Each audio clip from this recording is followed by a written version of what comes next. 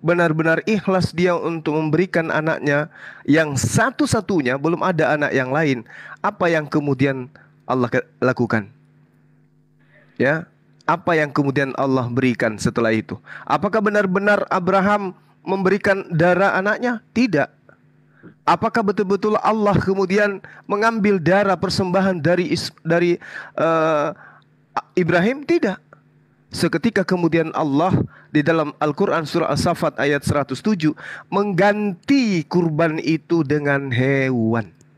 Jadi yang tadinya manusia diganti oleh Allah menjadi hewan.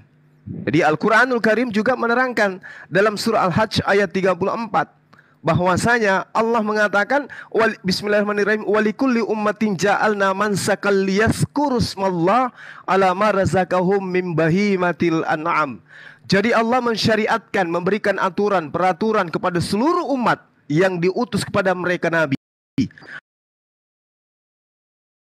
Mereka mempersembahkan kurban. Di dalam kitabnya orang Yahudi juga sama. Mereka diminta untuk melakukan persembahan hewan. Dan bahkan juga kurbannya itu adalah hewan ternak. Imamat 1 nomor 2. Bahkan Yesus yang Anda katakan anak yang dikasihi tapi dibunuh secara terkutuk di atas tiang salib, itu juga mengajarkan umatnya untuk memberikan persembahan hewan kurban. Imamat 1 nomor 2. Saya katakan kepada Pak Daud, ini dari kalangan pastor, dari kalangan pendeta, penghujat dan seterusnya belum ada yang mampu menjawab permasalahan ini.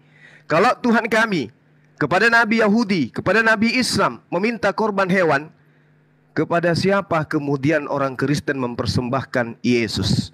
Karena Tuhan kami, Pak, tidak mau kemudian jijik dia dengan korban manusia.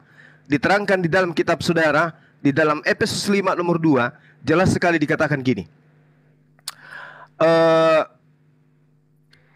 Efesus 5 ya, dikatakan bahwa hiduplah di dalam kasih sebagaimana Yesus Kristus juga telah mengasihi kamu dan telah menyerahkan dirinya untuk kita sebagai persembahan dan korban yang harum bagi Theos. Nah, Pak Daud, saya ingin tahu dari Bapak sebagai seorang murtadin yang mengatakan meninggalkan Islam karena Islam itu agama yang sesat, malah Tuhannya itu adalah mohon maaf, saudara pernah mengatakan itu adalah iblis. Sekarang saya tanya kepada Bapak, Yesus mempersembahkan dirinya sebagai korban dan juga sebagai persembahan itu kepada siapa, Pak?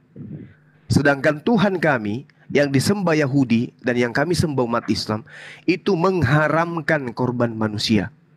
Nah sekarang Yesus itu adalah manusia, korban di atas salib mencurahkan darahnya sebagai manusia. Yesus itu dipersembahkan ke dewa siapa, Pak Daud? Silakan. Oke, terima kasih. Bang Juma mengatakan Yesus dipersembahkan kepada dewa siapa gitu ya? Iya. Ya, perlu Bang Jul ingat bedanya antara iblis dan Tuhan. Tuhan memberi korban untuk kita, sedangkan iblis meminta korban dari kita.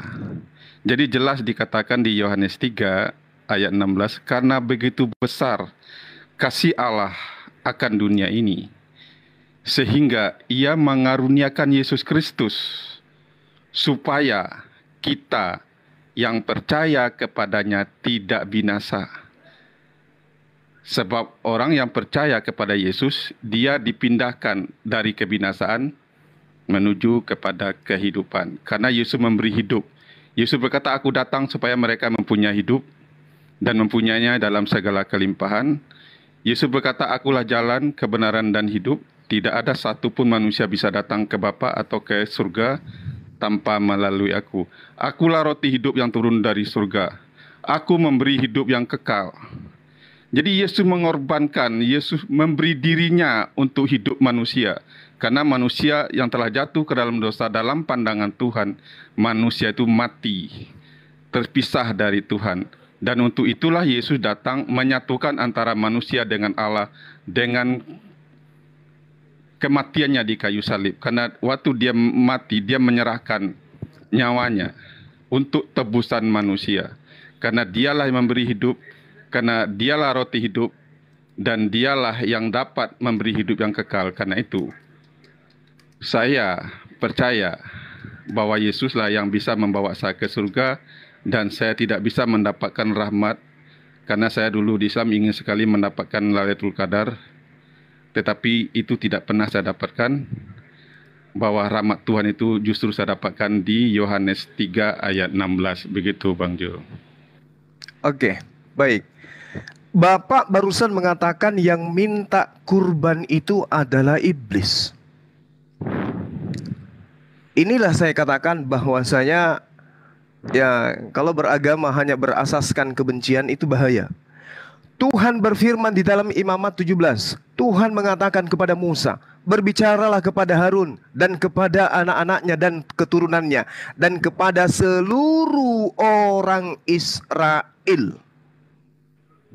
Oke, dengarkan baik-baik. Musa mendapatkan firman.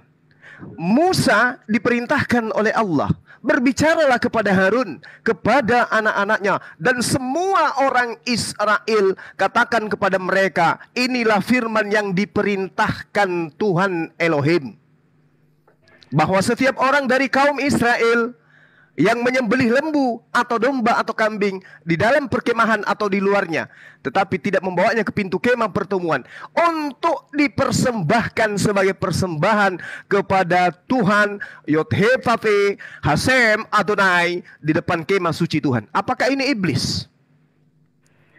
Satu, coba Anda catat itu apa yang dikatakan oleh Bang Suma.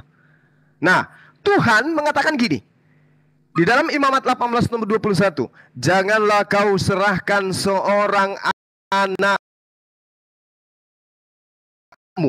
anak manusia, bahkan kepada dewa Molok, supaya jangan engkau melanggar kekudusan nama Allah.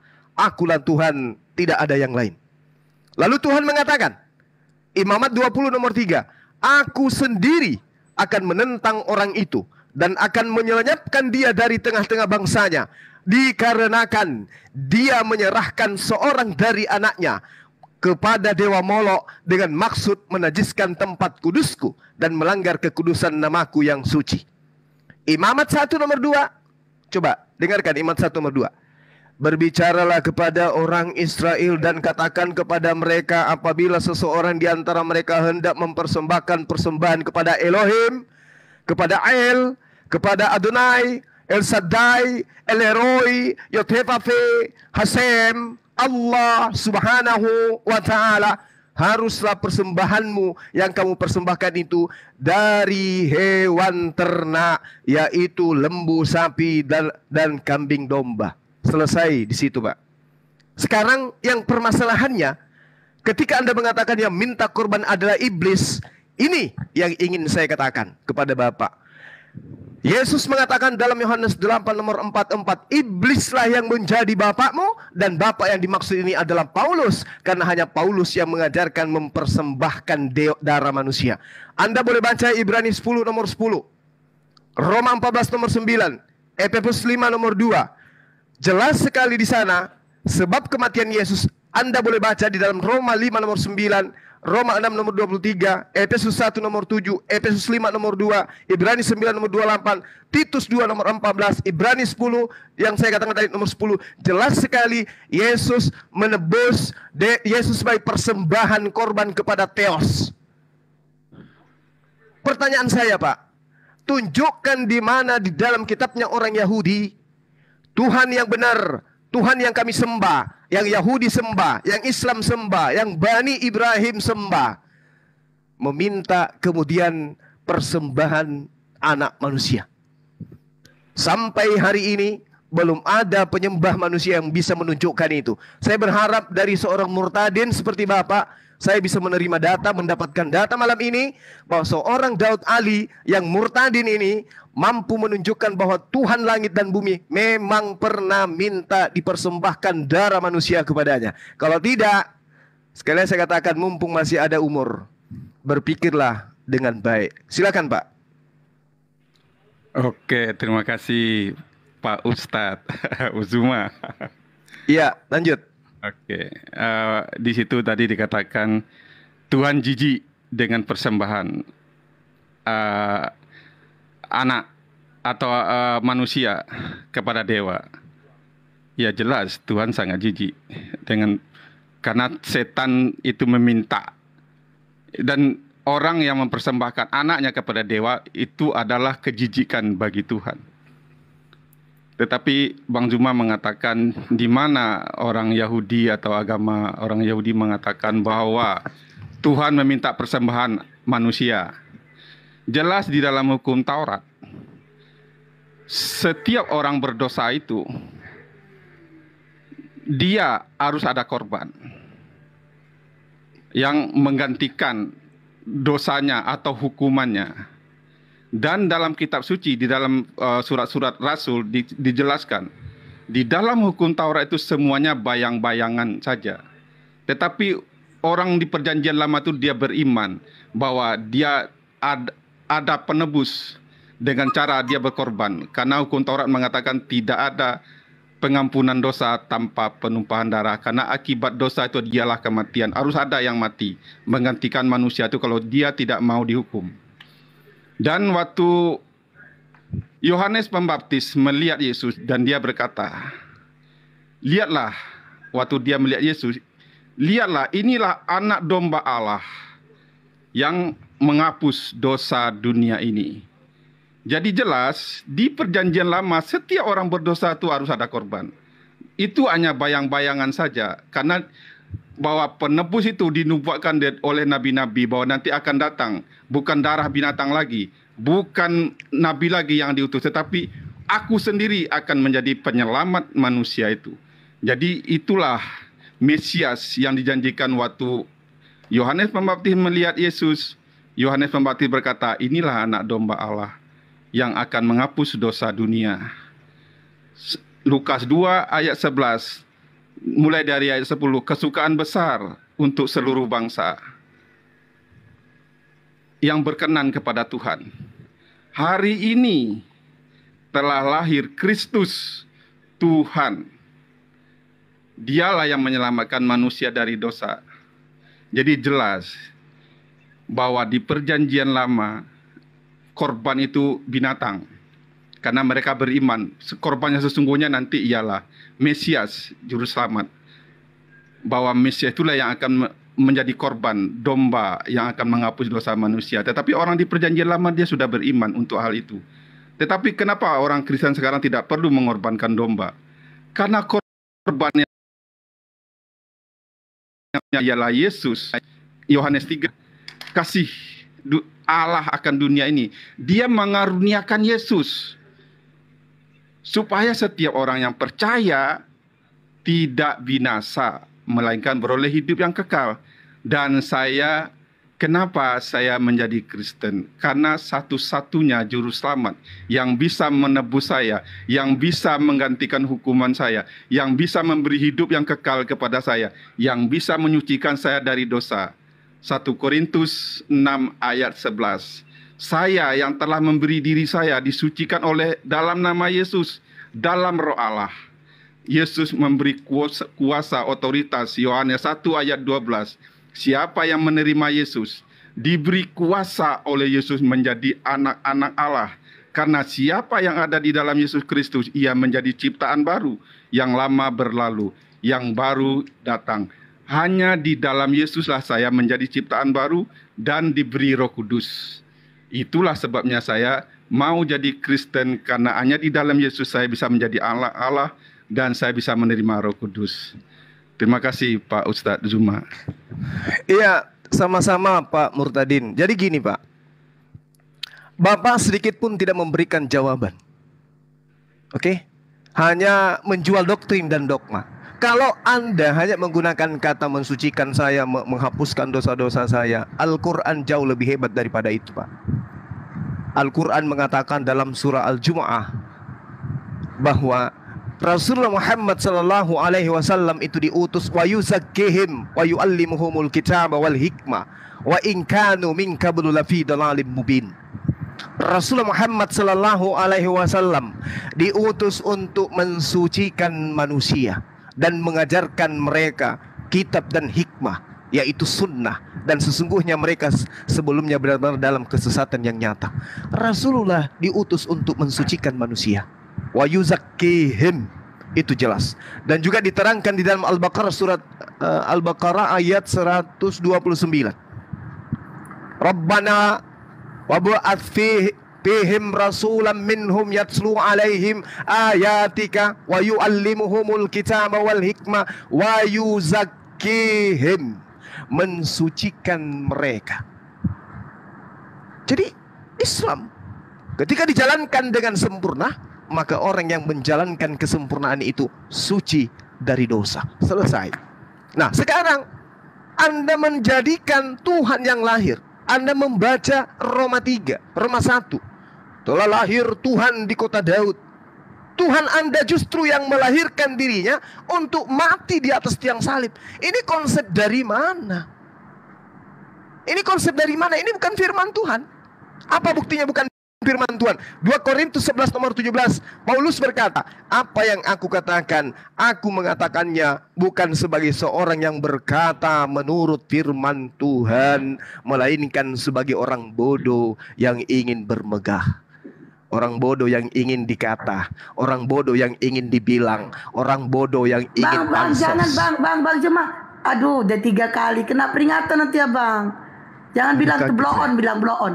Iya, blow on. Nah, jadi itu Pak. Jadi kalau Anda menabrakkan konsep Tuhan kami yang datang kepada para nabi dengan konsep yang diajarkan oleh Tuhan Bapa, yaitu Paulus, tidak akan mungkin nyampe Pak. Sekarang saya katakan kepada Bapak, sekali lagi saya katakan kepada Bapak, belum ada pendeta dari kalangan Kristen penyembah manusia yang mampu menunjukkan data kepada saya, Tuhan kami minta data manusia, darah manusia. Imamat 1 nomor 2. Berbicaralah kepada orang Israel.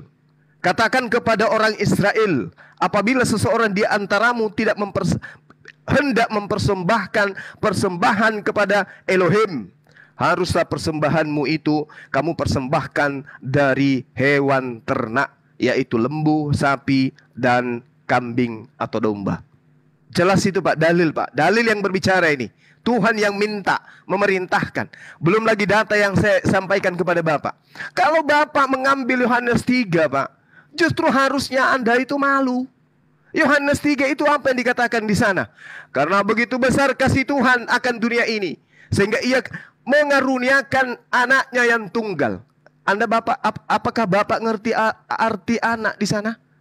Anak di sini adalah nabi. Anak di sini adalah rasul, utusan. Baca Amsal 3 nomor 11 nomor 12. Barang siapa yang percaya kepadanya, kepada Yesus, ia tidak akan dihukum. Apakah Anda percaya kalau Yesus itu adalah utusan Tuhan yang datang hanya untuk kepada Bani Israel? Anda tidak percaya.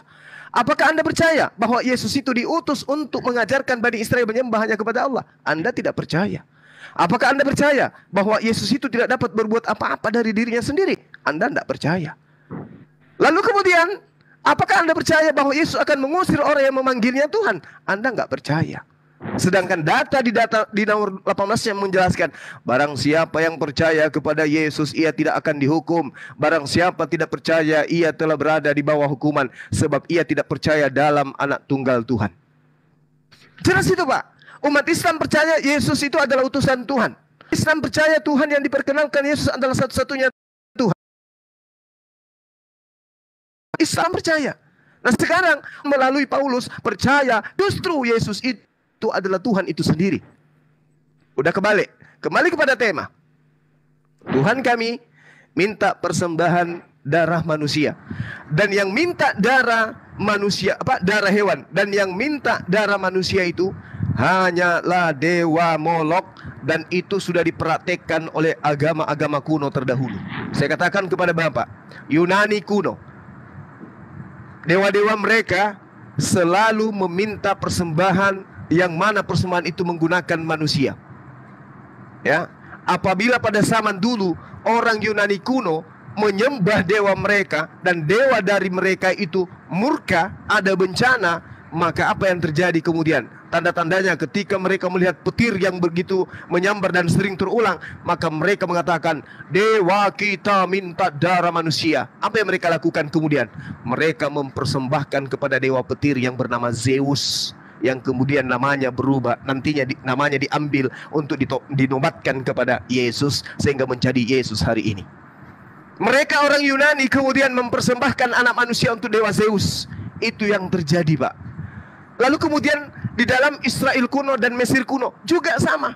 Ketika mereka merasakan bahwa di dalam usaha mereka tidak berhasil, petani-petani gagal dalam panen, mereka mengatakan dewa kita murka. Maka apa yang terjadi? Mereka mempersembahkan darah manusia kepada dewa yang berkuasa terhadap alam semesta, yaitu dewa Osiris. Sama. Sekarang Bapak marah, murka Bapak pencipta langit dan bumi kepada manusia. Untuk mendamaikan harus ada korban di atas tiang salib. Maka diambillah Yesus anak Maria itu untuk mendamaikan kalian. Jadi bedanya dengan ajaran pagan yang terdahulu, agama Romawi kuno, Yunani kuno, Mesir kuno, dengan Kristen hari ini sama sekali tidak ada bedanya. Tidak ada sama sekali bedanya. Sementara Tuhan yang benar, yang datang kepada para nabi, mengajarkan mempersembahkan penebus salah, penebus dosa, cukup dengan menggunakan darah hewan. Hewannya disebut, Pak. Al-Quran menyebutkan demikian juga. Bagaimana Ibrahim diminta mempersembahkan anaknya. Kemudian Allah menggantikan anaknya manusia itu menjadi hewan. Karena Allah jijik dengan darah manusia. Yang terjadi di iman saudara, Tuhan jijik kepada darah manusia. Tetapi dia yang menjadi manusia untuk mengorbankan dirinya. Ini ajaran dari mana Anda dapatkan? Anda jijik kemudian melihat orang mempersembahkan kotoran sapi. Anda jijik. Tiba-tiba Anda yang menjadi kotoran sapi. Apa itu namanya, Pak? Ajaran yang dibuat-buat. Makanya Tuhan mengatakan dalam kitabnya orang Yahudi. Dengarkan, Pak, saya bacakan. Di dalam Imamat 20 nomor 3. Aku Tuhan, aku sendiri akan menentang orang itu. Dan akan melenyapkan orang itu dari tengah-tengah bangsanya. Karena ia menyerahkan seorang anak manusia kepada dewa Molok. Dan itu dilakoni oleh orang Kristen. Pertanyaannya kemudian, andai Pak Daud Ali datang, hadir pada masa Yesus itu disalibkan, apa yang Anda lakukan? Menolong Yesus supaya tidak dipersembahkan? Atau membantu orang-orang yang menyalib Yesus agar supaya segera dosa Anda ditebuskan? Jujur, Pak. Pasti Bapak tidak membantu Yesus untuk menyelamatkan diri. Pasti Bapak paling tidak Bapak yang memegang kakinya Yesus bagian kiri supaya Yesus segera dipersembahkan untuk dosa-dosa Bapak. Benar kan? Nah, coba Anda renungkan. Kemana pijakan Bapak sekarang ketika ternyata Tuhan pencipta langit dan bumi tidak menginginkan korban manusia, sementara Kristen berdiri di atas pondasi persembahan darah anak Maria sematawayang. Silakan Anda bantah. Oke, lumayan panjang juga. Mungkin saya akan ini ya. Pak Ustadz bilang bahwa Tuhan jijik dengan persembahan anak manusia, dengan persembahan manusia. Ya jelas, Tuhan jijik kalau kita mempersembahkan sesuatu kepada ilah asing, atau kepada dewa-dewa, atau kepada berhala. Karena Tuhanlah yang patut disembah, dan kepada Dialah kita menyembah. Jadi Tuhan cemburu dan Tuhan sangat jijik kalau kita menyembah ilah asing atau dewa lain atau berhala. Apalagi mengorbankan anak kita, nyawa, apapun pengorbanan kita kepada ilah asing atau dewa atau berhala, tentu Tuhan jijik kalau kita mempersembahkan sesuatu.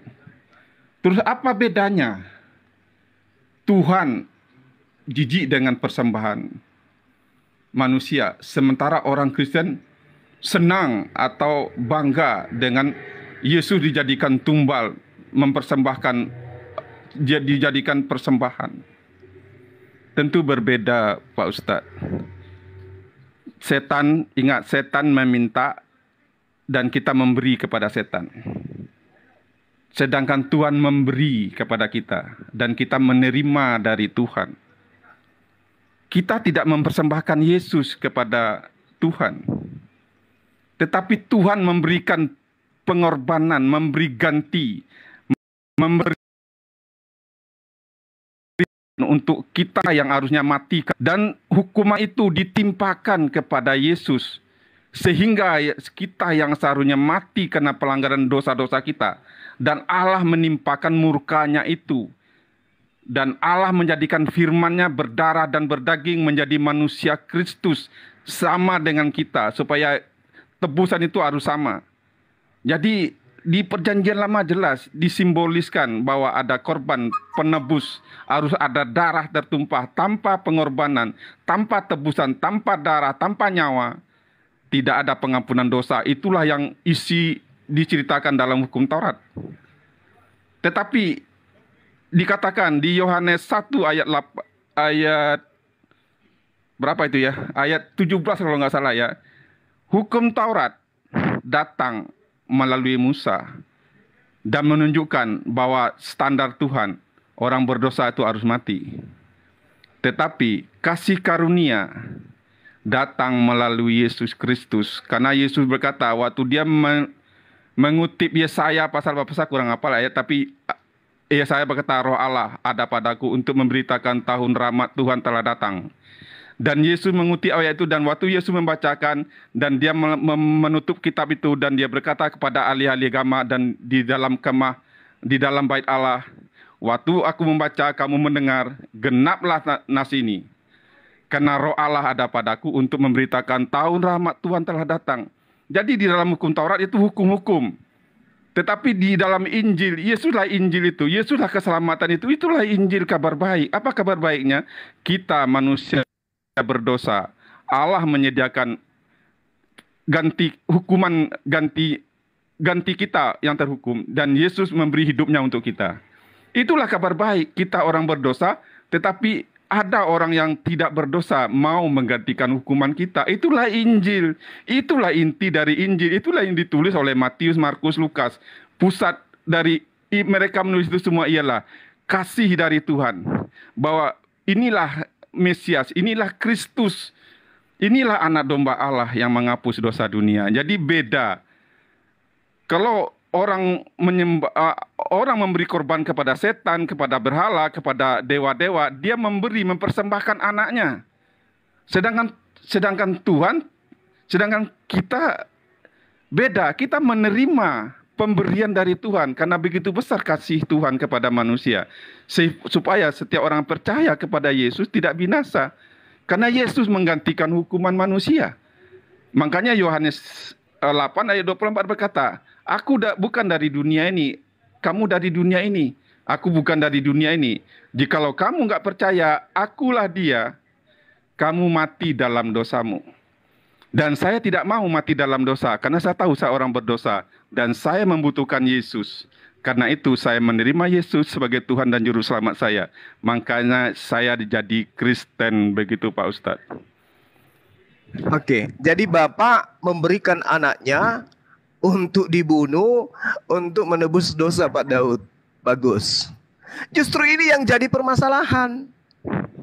Mana? Bapak tidak minta darah manusia, dan mustahil Bapak mengorbankan anaknya untuk orang Kristen, mustahil. Solusi yang diberikan oleh Tuhan yang benar adalah ketika orang itu berdosa, maka penghapusan dosanya cukup dengan mengorbankan darah hewan. Sudah selesai. Ketika Bani Israel itu bersalah, mereka ada hari pendamai. Mereka diberikan peraturan-peraturan untuk menebus dosa mereka dengan korban hewan. Selesai. Ayo. Terus kenapa kemudian Paulus, Bapak Kristen ini, pendiri Kristen ini, mengajarkan Yesus ini dipersembahkan? Dipersembahkan kepada siapa? Ini permasalahannya. Cara Anda kemudian menjawab adalah tidak dipersembahkan.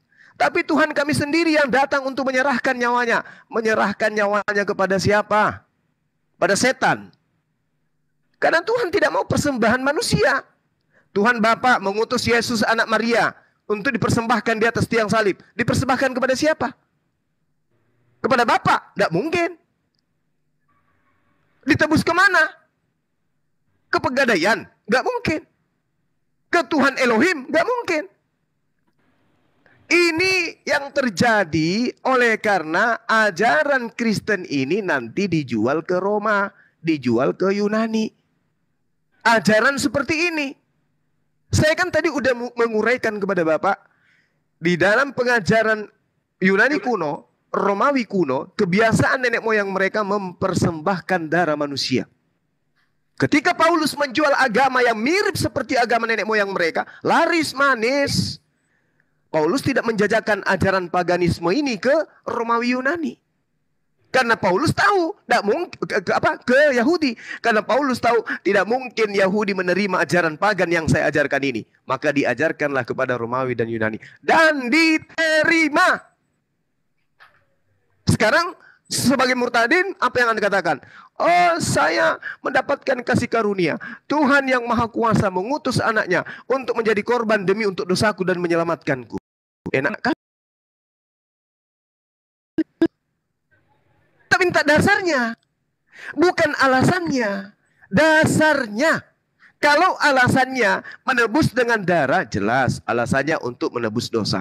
Tapi yang dipakai darah hewan. Nih, tak kasih kuncinya nih. Lukas 5 nomor 14. Lakukanlah persembahan sama yang dilakukan oleh Musa. Lakukanlah persembahan yang diperintahkan oleh Musa. Kata siapa? Kata Yesus. Katanya tadi Anda mengatakan, inilah anakku yang kukasihi. Barang siapa yang percaya, maka dia tidak dihukum. Loh, Yesus memerintahkan persembahan Musa. Kenapa Anda nggak percaya? Kenapa Anda lebih percaya Paulus? Yesus sekali lagi di dalam Matius 8 nomor 4 memerintahkan, mempersembahkan persembahan Nabi Musa. Nabi Musa mempersembahkan hewan ternak. Apakah Bapak percaya kepada Yesus? Katanya di mulut Bapak percaya. Barang siapa yang percaya, dia tidak dihukum, dia akan diselamatkan. Itulah makanya Yesus dikaruniakan ke dunia ini supaya menyelamatkan dunia. Barang siapa yang percaya, Yesus mengatakan, lakukan persembahan seperti yang diperintahkan Musa. Anda percaya itu? Enggak kan? Bagaimana Anda bisa diselamatkan? Anda enggak percaya kepada Yesus. Anda lebih percaya kepada Paulus. Efesus 1 nomor 7. Sebab di dalam Yesus dan oleh darahnya Yesus, kita beroleh penebusan, yaitu pengampunan dosa menurut kekayaan kasih karunia-Nya. Nenekmu kiper. Ajaran dari mana? Yesus mengajarkan persembahkan darah hewan. Matius 8 nomor 4. Efesus 5 nomor 2. Dan hiduplah di dalam kasih, sebagaimana Kristus Yesus juga telah mengasihi kamu dan telah menyerahkan dirinya untuk kita, untuk Kristen, sebagai persembahan dan sebagai korban yang harum bagi Theos.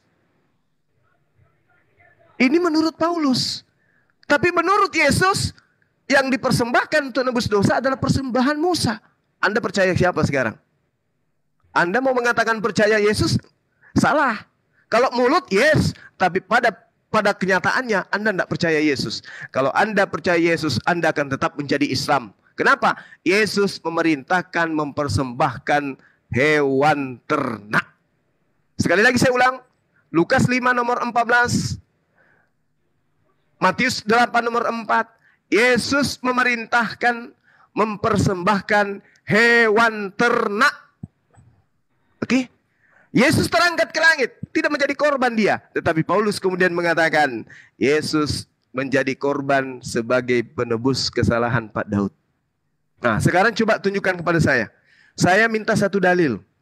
Tuhan kami dan Tuhannya Yesus, bahkan Nabi kami, yaitu Yesus, mengajarkan kaumnya untuk mempersembahkan hewan ternak.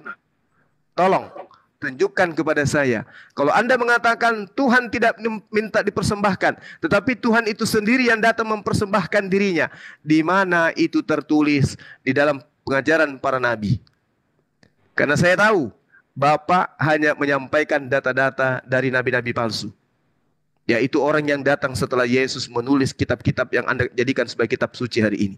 Saya minta data Tuhan dan nabinya mengajarkan bahwa Tuhan pencipta langit dan bumi akan datang memberikan darahnya untuk orang-orang non-Yahudi. Itu tertulis di mana? Silakan. Oke, Pak Ustadz. Seingat saya dulu ya, di mana ayatnya Tuhan meminta mempersembahkan darahnya untuk orang Yahudi? Silakan, itu tadi ya. Coba saya ingat apa yang Bang Pusat itu. Hukum Taurat Nabi Musa ya, menyembahkan domba, ya kan? Jelas di hukum Taurat dikatakan memang harus ada korban. Itu dulu. Sebab orang berdosa harus ditebus. Jadi kalau dia nggak ditebus, ya dia akan dihukum. Tetapi untuk menggantikan atau supaya dia tidak dihukum, harus ada yang terhukum. Harus ada korban yang disembelih. Jadi dalam hukum itu apa ajaran Bang Jul mengatakan ajaran mempersembahkan darah, mempersembahkan persembahan itu tuh ajaran pagan lah kata Bang Jul ya. Jelas di hukum Taurat dikatakan setiap orang berdosa harus ada kurban untuk menggantikan hukuman dia kalau dia tidak mau dihukum. Jadi orang di perjanjian lama, orang di zaman Musa pun, bahkan di zaman Adam pun, Adam berdosa sudah ada kurban. Sudah ada yang menutupi ketelanjangan Adam dengan kulit binatang. Itu artinya sudah pasti ada nyawa yang melayang, sudah ada kurban untuk menutupi ketelanjangan Adam. Dari itu pun, dari perjanjian lama juga sudah dibuatkan nanti bahwa akan ada permusuhan atau bahwa setan itu nanti bahwa dari keturunan perempuan bahwa dan setan akan mematuk kakinya. Yesus adalah keturunan perempuan yang akan meremukkan kuasa setan. Kuasa dosa setan ialah dicatatkan karena manusia sudah terjual, tergadai, terpisah dari Tuhan. Karena waktu manusia memakan buah yang dilarang Tuhan, Tuhan mengatakan jangan kau makan buah itu, pada waktu kau makan kau mati. Tuhan itu maha kuasa, dia tidak akan cabut kata-katanya. Kalau dia katakan kau makan kau mati, itu artinya manusia mati, terpisah dari Tuhan dan umur manusia itu akhirnya terbatas. Dan dikatakan di dalam Alkitab bahwa nanti akan datang penebus. Kenapa orang berdosa itu harus ada darah? Karena di dalam darah itulah nyawa manusia, nyawanya. Jadi harus ada nyawa yang melayang. Jadi jelas bahwa ajaran penebusan itu bukanlah ajaran dari Kristen, tapi dari firman Tuhan mengajarkan bahwa dosa kalau nggak ditebus, nggak ada yang menggantikan hukumnya, manusia itu dihukum. Makanya Yesus berkata, aku datang untuk orang berdosa. Aku memberi hidup yang kekal, aku roti hidup yang turun dari surga. Barang siapa percaya kepadaku, dia tidak akan dihukum. Karena aku datang untuk memberi hidup dan memberinya di dalam segala kelimpahan.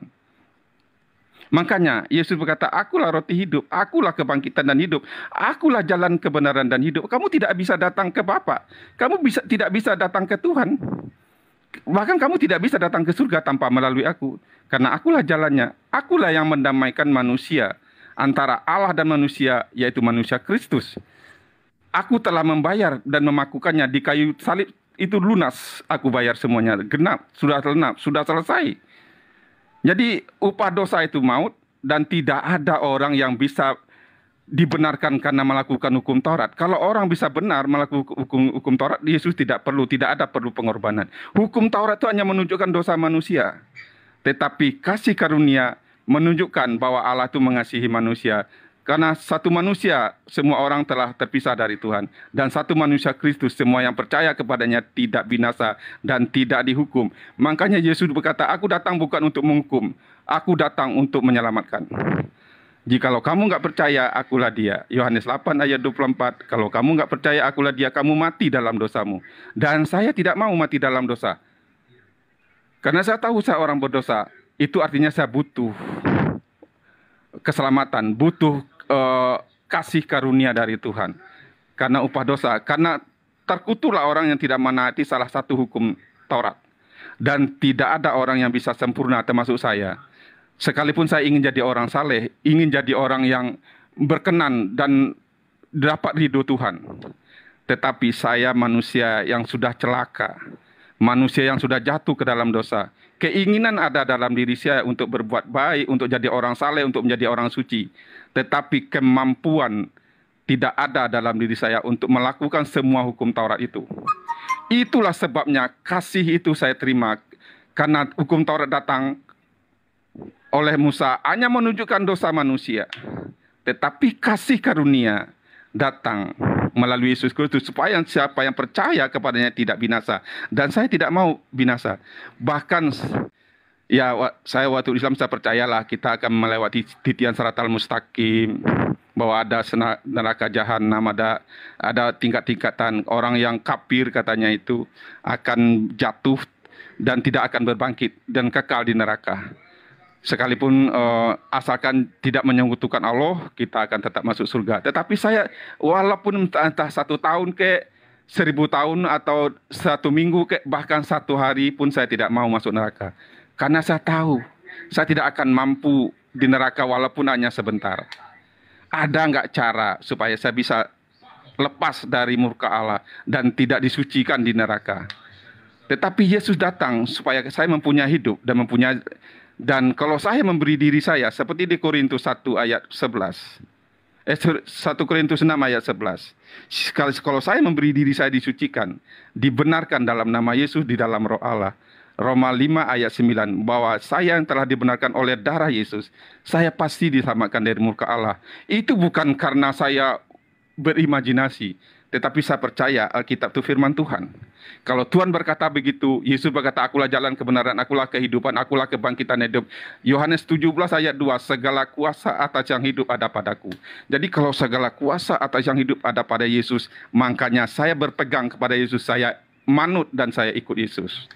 Itulah sebabnya kenapa saya sebenarnya tidak merasa orang yang keluar dari agama Islam. Tetapi saya bisa mencari bagaimana cara mendapat rahmat Tuhan. Bagaimana caranya mengenal Allah. Yohanes 17 ayat 3. Inilah hidup yang kekal itu. Mereka mengenal satu-satunya Allah yang benar. Dan mengenal Kristus yang diutus. 1 Yohanes 5 ayat 20 berkata, supaya anak Allah telah memberi pengertian kepada kita, supaya kita ada di dalam yang benar, mengenal yang benar, yaitu ada di dalam anaknya Yesus Kristus benar dan hidup yang kekal. Dan saya tidak bisa menemukan Allah lain selain Allah yang benar di dalam Yesus Kristus. Itulah sebabnya kenapa saya jadi Kristen. Saya tidak ujuk-ujuk jadi Kristen itu karena uang atau karena dibayar. Saya jadi Kristen karena saya ingin mengenal Tuhan. Dan Tuhan yang benar itu saya kenal di dalam Yesus Kristus. Itulah sebabnya saya jadi Kristen, Pak Ustadz. Terima kasih. Oke. Ya, jadi saya lihat kalau di Tamparagi itu hebat kali ilmunya. Tapi ternyata Tamparagi tidak bisa memberikan bekas ketika bertemu langsung dengan orangnya kayak gini. Ilmunya hanya cocokologi Yesus Kristus dan jualan-jualan Paulus yang Anda sajikan. Saya minta dalil. Tuhan minta korban manusia. Anda mampu menunjukkan itu. Saya minta dalil. Tuhan yang datang merubah dirinya menjadi manusia kemudian untuk menjadi korban di atas tiang salib. Anda nggak bisa menunjukkan itu. Tapi kalau di channel Tamparagi, Anda hebat. Tapi itu tidak memberikan apa-apa. Sama sekali. Jadi gini Pak. Yang Anda jajakan Roma, yang Anda jajakan itu Efesus, yang Anda jajakan itu adalah Korintus. Itu bukan firman Tuhan Pak. Itu karangan manusia bernama Paulus. Yang Paulus akui bahwa dia berkata bukan oleh atas firman Tuhan, tetapi oleh karena orang bodoh yang ingin talek-talekang, yang mau dibilang pansos, biar dibilang rasul gitu. 2 Korintus 11 nomor 17. Apa yang aku katakan, aku mengatakannya bukan sebagai seorang yang berkata menurut firman Tuhan, melainkan sebagai seorang bodoh yang berkeyakinan bahwa ia boleh bermegah. Anda sadari itu dulu, bahwa pijakan Anda mengatakan keselamatan itu ada dalam darah Yesus, ternyata itu pengakuan dari pengarangnya, bukan firman Tuhan. Jadi seindah apapun uraian yang Anda uraikan itu bukan firman Tuhan yang Anda jadikan sebagai dasar untuk menumbalkan Yesus. Ibrani 10 nomor 10. Ini bukan firman, tapi bunyinya gini. Dan karena kehendaknya, inilah kita telah dikuduskan satu kali untuk selama-lamanya oleh persembahan tubuh Yesus Kristus. Pertanyaan saya, tubuh Yesus itu dipersembahkan untuk siapa? Dipersembahkan kepada siapa tubuh Yesus itu? Kalau hewan korban dipersembahkan kepada Allah. Itu jelas itu. Nah sekarang tubuh Yesus itu dipersembahkan kepada siapa? Kalau Anda mengatakan tidak dipersembahkan, tetapi Tuhan itu sendiri yang datang mati di atas tiang salib, apa mungkin alam semesta ini pernah kehilangan Tuhan? Karena Tuhannya mati di atas tiang salib. Apa mungkin Tuhan itu kemudian melanggar semua peraturannya? Bahwa tidak ada Tuhan yang dibentuk menjadi manusia? Apa mungkin Tuhan itu melanggar perkataannya sendiri dengan mengatakan tidak ada yang sama seperti aku? Apa mungkin Yesus itu pendusta? Bahwa aku tidak dapat berbuat apa-apa dari diriku sendiri? Apa mungkin Yesus itu pembohong yang mengatakan yang menyelamatkan adalah Dia yang ada di surga? Apa mungkin Yesus itu adalah pendusta dengan mengatakan engkau satu-satunya Tuhan dan ternyata Dia juga adalah Tuhan? Berarti ada dua Tuhan. Hai. Cobalah Pak Daud, saya minta data. Tuhan kami tidak menginginkan dosa ditebus dengan darah manusia. Anda mengatakan, saya tidak sanggup melakukan hukum Taurat. Ya, emang hukum Taurat itu untuk Bapak? Hah? Bapak orang mana rupanya? Dari sekte mana rupanya Anda? Bani apa Anda ini? Hukum Taurat itu untuk Bani Israel, Pak. Dari tadi saya mengatakan Israel, saya bacakan dalil. Imamat 1 nomor 2. Katakanlah kepada orang Israel. Bapak orang Israel. Nggak sadar juga bahwa Bapak bukan orang Israel gitu. Merasa nyamar seperti domba gitu ya. Tuhan mengatakan di dalam Ulangan 24 nomor 16, jangan ayah dihukum mati karena anaknya. Janganlah juga anak dihukum mati karena ayahnya. Setiap orang harus dihukum mati karena dosanya sendiri. Kenapa Bapak menjadikan Yesus sebagai tumbal, Pak? Atas dosa-dosa Bapak. Yang ngajarin siapa? Pasti Paulus. Pasti Paulus. Lalu kemudian di dalam Yehezkiel 18 nomor 20. Orang yang berbuat dosa, orang itulah yang harus mati. Anak tidak akan turut menanggung kesalahan ayahnya. Dan ayah tidak akan turut menanggung kesalahan anaknya. Orang benar akan menerima berkat kebenarannya. Dan kefasikan orang fasik akan ditanggung atas orang fasik itu sendiri. Terus konsep yang Bapak jajakan ini apa? Aku tidak bisa melakukan hukum Tuhan. Oleh karena itulah aku butuh orang yang menggantikan aku. Melanggar firman yang ada dalam kitabnya orang Yahudi, Pak. Makanya Yesus mengatakan waspadalah kepada serigala yang nyamar domba. Itu maksudnya Bapak. Bapak nyamar sebagai pengikut, tapi menjadikan Yesus sebagai tumbal. Yang ada di dalam kitabnya orang Yahudi, selamanya orang yang menjadikan manusia sebagai penebusnya ikan kepada dewa Molok. Selamanya, Pak. Selamanya. Makanya Tuhan tidak mau persembahan darah manusia. Anda mengatakan tidak. Kami tidak mempersembahkan. Nah sekarang kalau Bapak hadir pada masa Yesus disalib, Bapak sebagai apa di sana? Orang yang membantu orang yang menyalibkan atau orang yang membela Yesus supaya tidak disalib? Anda pasti berdiri berkongko-kongko bersama orang-orang yang mempersembahkan Yesus. Pertanyaannya, Yesus kalian persembahkan kepada siapa? Itu yang Bapak tidak jawab. Oh tidak, Yesus mati untuk dosa kami. Dosa Anda dihapuskan karena adanya persembahan darah Yesus. Kembali lagi, Yesus kalian persembahkan darahnya kepada siapa? Tolong dijawab ini Pak Daud. Tolong dijawab ini. Dosa Anda dihapuskan oleh karena Yesus menebusnya di atas tiang salib. Pertanyaan saya Pak, Yesus menebus dosa Anda dengan darah. Yesus dipersembahkan. Ya, Yesus dipersembahkan kepada siapa, Pak? Silakan. Oke. Yang terakhir aja dulu biar saya ingat, biar saya nanti lupa pula lagi saya. Kan? Iya, silakan. Pak Ustadz bilang Yesus dipersembahkan kepada siapa? Itu kan pertanyaan Pak Ustadz. Yes. Nah, sekarang begini Pak Ustadz. Waktu Tuhan berfirman kepada Adam, jangan kau makan buah itu. Pada waktu kau makan, engkau mati. Itu firman Tuhan, dan itu dilanggar oleh Adam. Mati nggak Adam? Ya mati, namanya dia melanggar firman Tuhan. Hukumannya ialah mati, terpisah dari Tuhan. Dan Tuhan tidak sekedar maha kuasa, tetapi juga Tuhan kena punya kasih. Makanya dikatakan Yohanes 3 ayat 16, karena begitu besar kasih. Karena manusia yang melanggar hukum Tuhan itu harus mati. Jadi Yesus dipersembahkan kepada siapa? Kan itu pertanyaannya. Karena itu dari Tuhan dan kepada Tuhan dan untuk Tuhan. Karena kasih Tuhan, dia mengorbankan, dia menjadi manusia untuk bisa menggantikan hukuman manusia yang tadi Tuhan mengatakan, jikalau engkau makan buah itu, engkau pasti mati. Dan itu tidak bisa dicabut oleh Tuhan. Sebab apa yang dikatakan Tuhan pasti terjadi.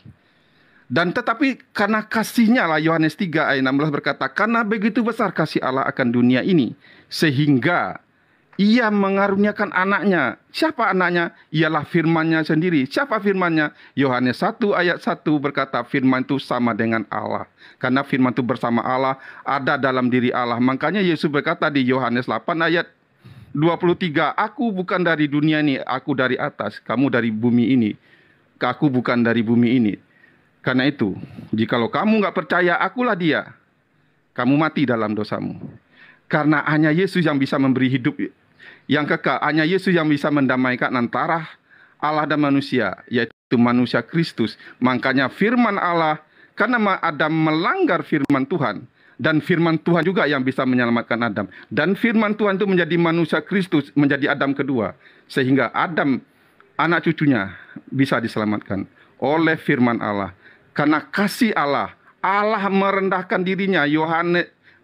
Filipi 2 ayat 6 sampai 11. Walaupun dalam rupa Allah, tetapi dia tidak menganggap lagi kesetaraan dengan Allah sebagai milik yang harus dipertahankan. Tetapi Allah tidak memakai lagi otoritasnya sebagai Tuhan. Tetapi dia mengambil rupa manusia, menjadi sama dengan manusia, sebagai manusia. Bahkan dia taat, bahkan sampai mati di kayu salib. Itulah sebabnya Allah sangat meninggikan dia dan memberikan nama kepada Yesus di atas segala nama, supaya di dalam nama Yesus bertekuk lutut segala yang ada di bumi, di langit, di bumi dan di bawah bumi, dan mengaku Yesus adalah Tuhan untuk kemuliaan Allah Bapa. Karena Yesus berkata segala kuasa. Yohanes 17 ayat 2 berkata segala kuasa atas yang hidup ada padaku. Dan Yesus berkata lagi di Matius berapa itu? Di Matius 28 ayat 18. Segala kuasa telah diberikan kepadaku di surga dan di bumi. Supaya barang siapa percaya selamat, dan barang siapa yang tidak percaya binasa. Jadi jelas kepada siapa Allah Yesus dipersembahkan. Jelas Yesus mempersembahkan kepada untuk keselamatan, karena dari Tuhan dan kepada Tuhan, karena oleh dosa satu orang semua orang jatuh ke dalam dosa, oleh kebenaran. Karena Allah tidak meminta persembahan, tetapi Allah memberi hidup di dalam Yesus Kristus. Jadi kita tidak mempersembahkan Yesus kepada Tuhan, tetapi Tuhan memberi hidupnya kepada manusia di dalam Yesus. Karena akulah kebangkitan hidup, aku datang supaya kamu mempunyai hidup. Itulah kedatangan Yesus, akulah roti hidup yang turun dari surga. Kalau barang siapa percaya kepadaku, dia akan memiliki hidup yang kekal. Dan percayakah engkau akan hal itu? Saya sebagai seorang Daud Ali Umar Caniago percaya akan perkataan Yesus itu, bahwa Yesus memberi hidup yang kekal kepada saya. Saya pasti diselamatkan dari murka Allah yang akan datang. Itulah sebabnya saya memilih Yesus, Pak Ustadz. Terima kasih. Iya. Jadi Anda sudah menjawab kepada Tuhan, kepada Allah katanya. Di mana dalilnya itu, Pak? Sementara Kalau yang Anda katakan itu dipersembahkan kepada Tuhan, Tuhannya para nabi, itu Anda ngarang bebas dengan menggunakan data Bapak Paulus. Iblislah yang menjadi bapakmu dan kamu mau melakukan keinginan-keinginan bapakmu. Keinginan Paulus yang Anda inginkan terjadi, yang Anda lakukan ini adalah melakukan penggenapan terhadap keinginan Paulus. Tuhan yang benar, Pak, meminta kurban hewan. Imamat 1 nomor 2. Tuhan yang benar murka terhadap orang yang mempersembahkan darah manusia. Imamat 20 nomor 3. Aku sendiri yang menentang orang itu dan akan melenyapkan dia dari tengah-tengah bangsanya. Makanya orang yang segolongan Anda akan dilenyapkan kekal dalam neraka. Ini sumpah dari Tuhan itu sendiri. Aku sendiri yang akan menentang orang itu dan akan melenyapkan dia dari tengah-tengah bangsanya, karena dia menyerahkan seorang dari anak-anak mereka kepada dewa Molok. Kalau Yesus Anda mengatakan persembahkan kepada Tuhan, Tuhan tidak mau. Tuhan najis terhadap darah manusia. Jangan kau serahkan seorang dari anak-anakmu untuk dipersembahkan kepada dewa Molok, supaya jangan engkau melanggar kekudusan nama Allah. Jelas itu. Imamat 18 nomor 21. Jangan. Kan jelas itu. Jangan. Yang mempersembahkan Yesus siapa? Tentara Romawi, Pak. Bukan orang Yahudi. Coba. Tentara Romawi yang menyalibkan Yesus. Bukan rabi-rabi Yahudi. Bukan nabi-nabi Yahudi. Bukan kemudian orang-orang yang kemudian dikatakan bahwa kita salib Yesus untuk menebus dosa kita. Bukan. Konsep penyaliban Yesus menebus dosa itu muncul belakangan di Kristen. Romawi, Pak. Romawi tidak akan menyalibkan Yesus kalau kemudian mereka tidak meyakini bahwa Yesus ini adalah orang yang bersalah. Yesus ini bukan perompak. Yesus ini bukan penjahat. Tidak mungkin kemudian disalib. Tapi kalau tujuannya disalibkan untuk menebus dosa Pak Daud, itu tidak ada, Pak. Itu ajaran yang muncul belakangan. Sekarang Anda menjual pernyataan bahwa barang siapa yang percaya. Sekarang saya ingin tanya kepada Pak Daud. Yesus mengatakan, persembahkanlah persembahan yang diperintahkan oleh Musa. Persembahan yang diperintahkan oleh Musa adalah hewan. Imamat 1:2. Apakah Pak Daud percaya kepada Yesus bahwa Yesus memerintahkan mempersembahkan hewan ternak untuk dipersembahkan? Apakah Bapak percaya atau Bapak tidak percaya? Jawab. Oke. Tadi yang pertama dulu saya jawab ya. Pak Ustadz mengatakan Yesus dipersembahkan kepada Tuhan. Saya tidak mengatakan Yesus dipersembahkan kepada Tuhan. Lalu kepada siapa? Tuhan memberi korban. Tuhan memberi korban untuk dengar dulu Yohanes 3 ayat 16. Karena begitu besar kasih Allah akan dunia ini, mengaruniakan, mengutus. Mengaruniakan anaknya yang tunggal. Ya, untuk apa? Supaya setiap orang percaya kepada Yesus tidak binasa. Tidak binasa. Ketika percaya kepada Yesus tidak binasa. Kalau percaya kepada Paulus bahwa Yesus mati untuk disalibkan, itu binasa atau tidak? Nah, dengar dulu, beri waktu saya untuk menjelaskan. Karena begitu besar kasih Allah akan dunia sehingga ia mengaruniakan. Ini anaknya dikaruniakan, kita titok aja Pak. Ini anaknya dikaruniakan untuk dibunuh atau untuk dipercayainya? Karena Yesus mengatakan, aku memberi nyawaku untuk penebusan. Iya, betul. Yesus itu rela kemudian mati sekalipun untuk mengajarkan Bani Israel kemudian mengikuti jalan yang dia tempuh, yaitu mengajarkan agar tidak menghilangkan setitik pun dari hukum Taurat. Itu betul itu Pak. Nah, sekarang beri saya waktu untuk, ini kan waktu saya ngobrol. Kita TikTok aja. Yesus itu dikaruniakan ke alam dunia ini untuk dibunuh atau untuk diikuti ajarannya? Bisa nggak, ada waktu nggak saya nih untuk menjelaskannya? Kita TikTok aja Pak, Anda langsung jawab aja. Maksud Bang Juma TikTok tanya jawab, Bang Juma nanya, Bapak langsung jawab aja gitu.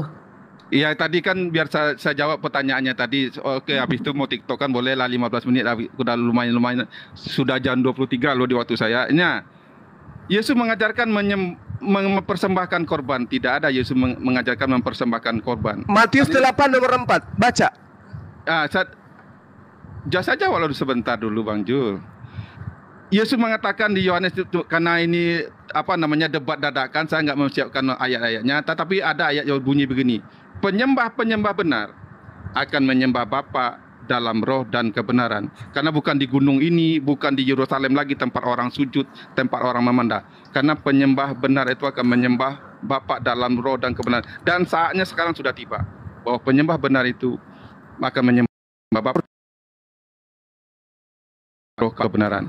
Jadi kita tidak harus sujud kepada Yerusalem atau ke gunung tertentu, tetapi kita akan menyembah Bapa itu di dalam roh kita, di dalam kebenaran. Karena persembahkanlah hidupmu sebagai persembahan yang kudus, yang berkenan kepada Allah, persembahan yang hidup, dan itulah kesalehanmu, itulah ibadahmu, itulah persembahanmu yang memuliakan Tuhan. Jadi bukan lagi beribadah atau berapa kali, kalau orang Yahudi 3 kali dalam sehari dia beribadah sujud ke arah Yerusalem. Tidak perlu lagi itu. Karena kita lah bait Allah sekarang, di mana roh Allah tinggal.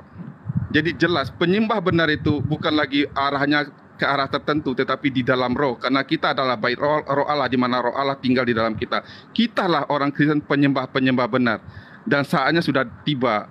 Dulu orang menyembah di gunung, arahnya ke Gunung Gerizim atau ke Yerusalem tempat orang sujud menyembah. Tetapi sekarang orang sujud menyembah kepada Allah, menundukkan hati, karena mempersembahkan tubuh kita yang memuliakan Tuhan. Itulah persembahan yang diminta Yesus. Bapak coba baca Matius 8 nomor 4 Pak. Nggak usah Anda asumsi gereja.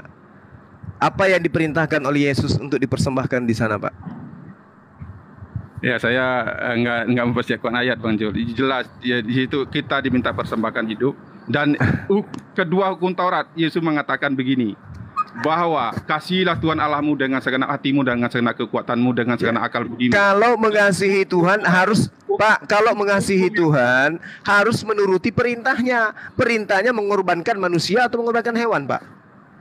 Perintah Yesus, tidak percayalah kepadaku, di rumah Bapakku banyak tempat. Iya, itu ucapan Yesus untuk Bani Israel, bukan untuk Anda. Masalahnya orang Israel tidak percaya Yesus. Ya urusannya. Tapi ucapan Yesus itu untuk Bani Israel, bukan untuk Anda. Sekarang ucapan itu datang karena orang datang dibawa oleh Belanda gitu, sehingga untuk Anda. Karena Yesus berkatakan itu, pergilah jadikanlah semua bangsa muridku supaya murid atau hamba? Di situ jelas murid. Murid. Anda murid atau hamba? Jadikanlah semua Iya, sekarang saya tanya, Anda murid atau hamba Yesus? Sekarang saya anak Allah di dalam. Anak Allah gimana Pak? Amsal 3 nomor 11 yang disebut anak Allah adalah mereka yang mentaati hukum Taurat. Anda justru adalah orang yang meninggalkan hukum Taurat dengan menjadikan Yesus sebagai korban, di atasnya sebagai penebus. Sekarang coba baca Matius 8 nomor 4. Yesus mengatakan, lakukanlah persembahan yang diperintahkan oleh Musa. Anda percaya enggak itu? Yesus mengatakan di Yohanes 1 ayat 12, siapa yang menerima dia diberi kuasa menjadi anak Allah. Menerima Yesus sebagai utusan Tuhan, bukan menerima Yesus sebagai persembahan kepada dewa Molok Pak. Makanya saya tanya, Matius 8 nomor 4, kenapa sulit untuk Bapak membuka data itu? Matius 8 nomor 4. Aku perintahkan kepadamu, lakukanlah persembahan seperti yang diperintahkan Nabi Musa. Katanya, barang siapa yang percaya, anakku akan diselamatkan. Anda percaya enggak kalau Yesus memerintahkan mempersembahkan persembahan Musa? Anda percaya? Anda lihat di dalam kitabnya orang Yahudi yang Anda pakai, Matius 17 nomor 5.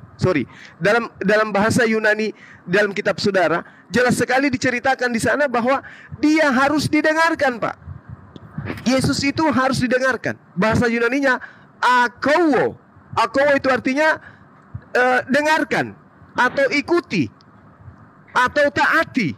Dan tiba-tiba sedang ia berkata-kata, turunlah dari awan yang terang menaungi mereka. Dari dalam awan itu terdengar suara yang berkata, inilah anakku yang kukasihi, kepadanya lah aku berkenan, dengarkanlah dia. Dengarkanlah Yesus. Anda harus dengarkan Yesus. Dikatakan dalam Matius 8 nomor 4, Yesus berkata, persembahkanlah persembahan yang diperintahkan Musa. Anda harus dengarkan Yesus.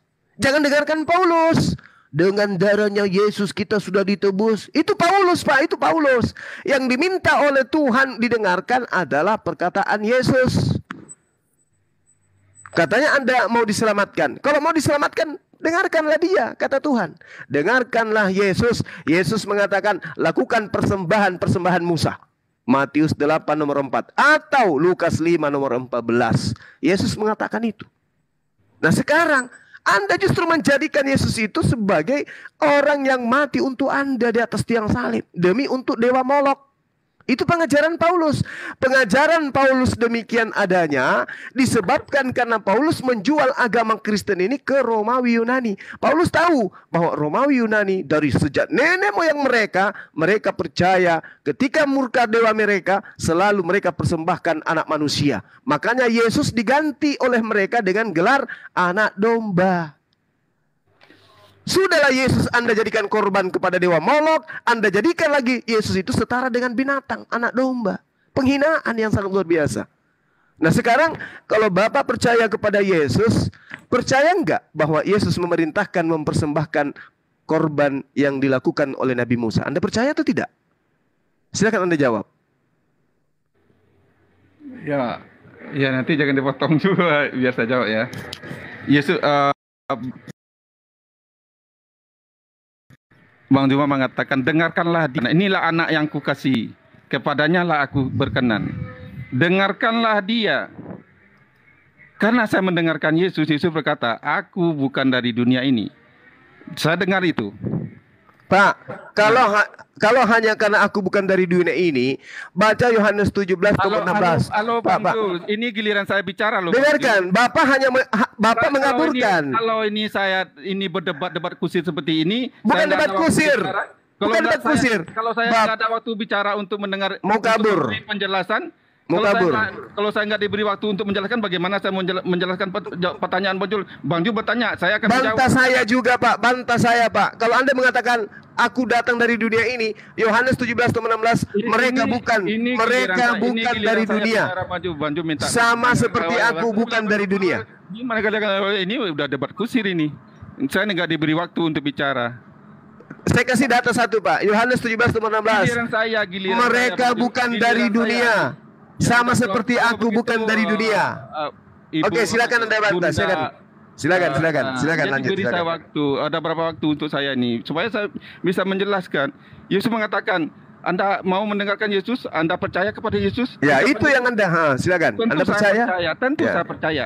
Kenapa Anda tidak percaya bahwa Yesus memerintahkan korban hewan? Dengarkan dulu di mana Yesus mengatakan korban hewan. Matius 8 nomor 4. Makanya saya bantah karena Anda tidak mengajarkan apa yang diajarkan oleh Yesus. Matius 8 ayat 4 ya, sahabat. Nomor 4. Persembahkanlah persembahan yang diperintahkan Musa. Dengar, Matius 8 ayat 4 saya bacakan. Nomor 4 bukan ayat.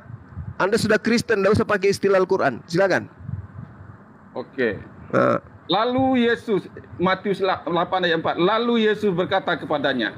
Yesus loh yang berkata.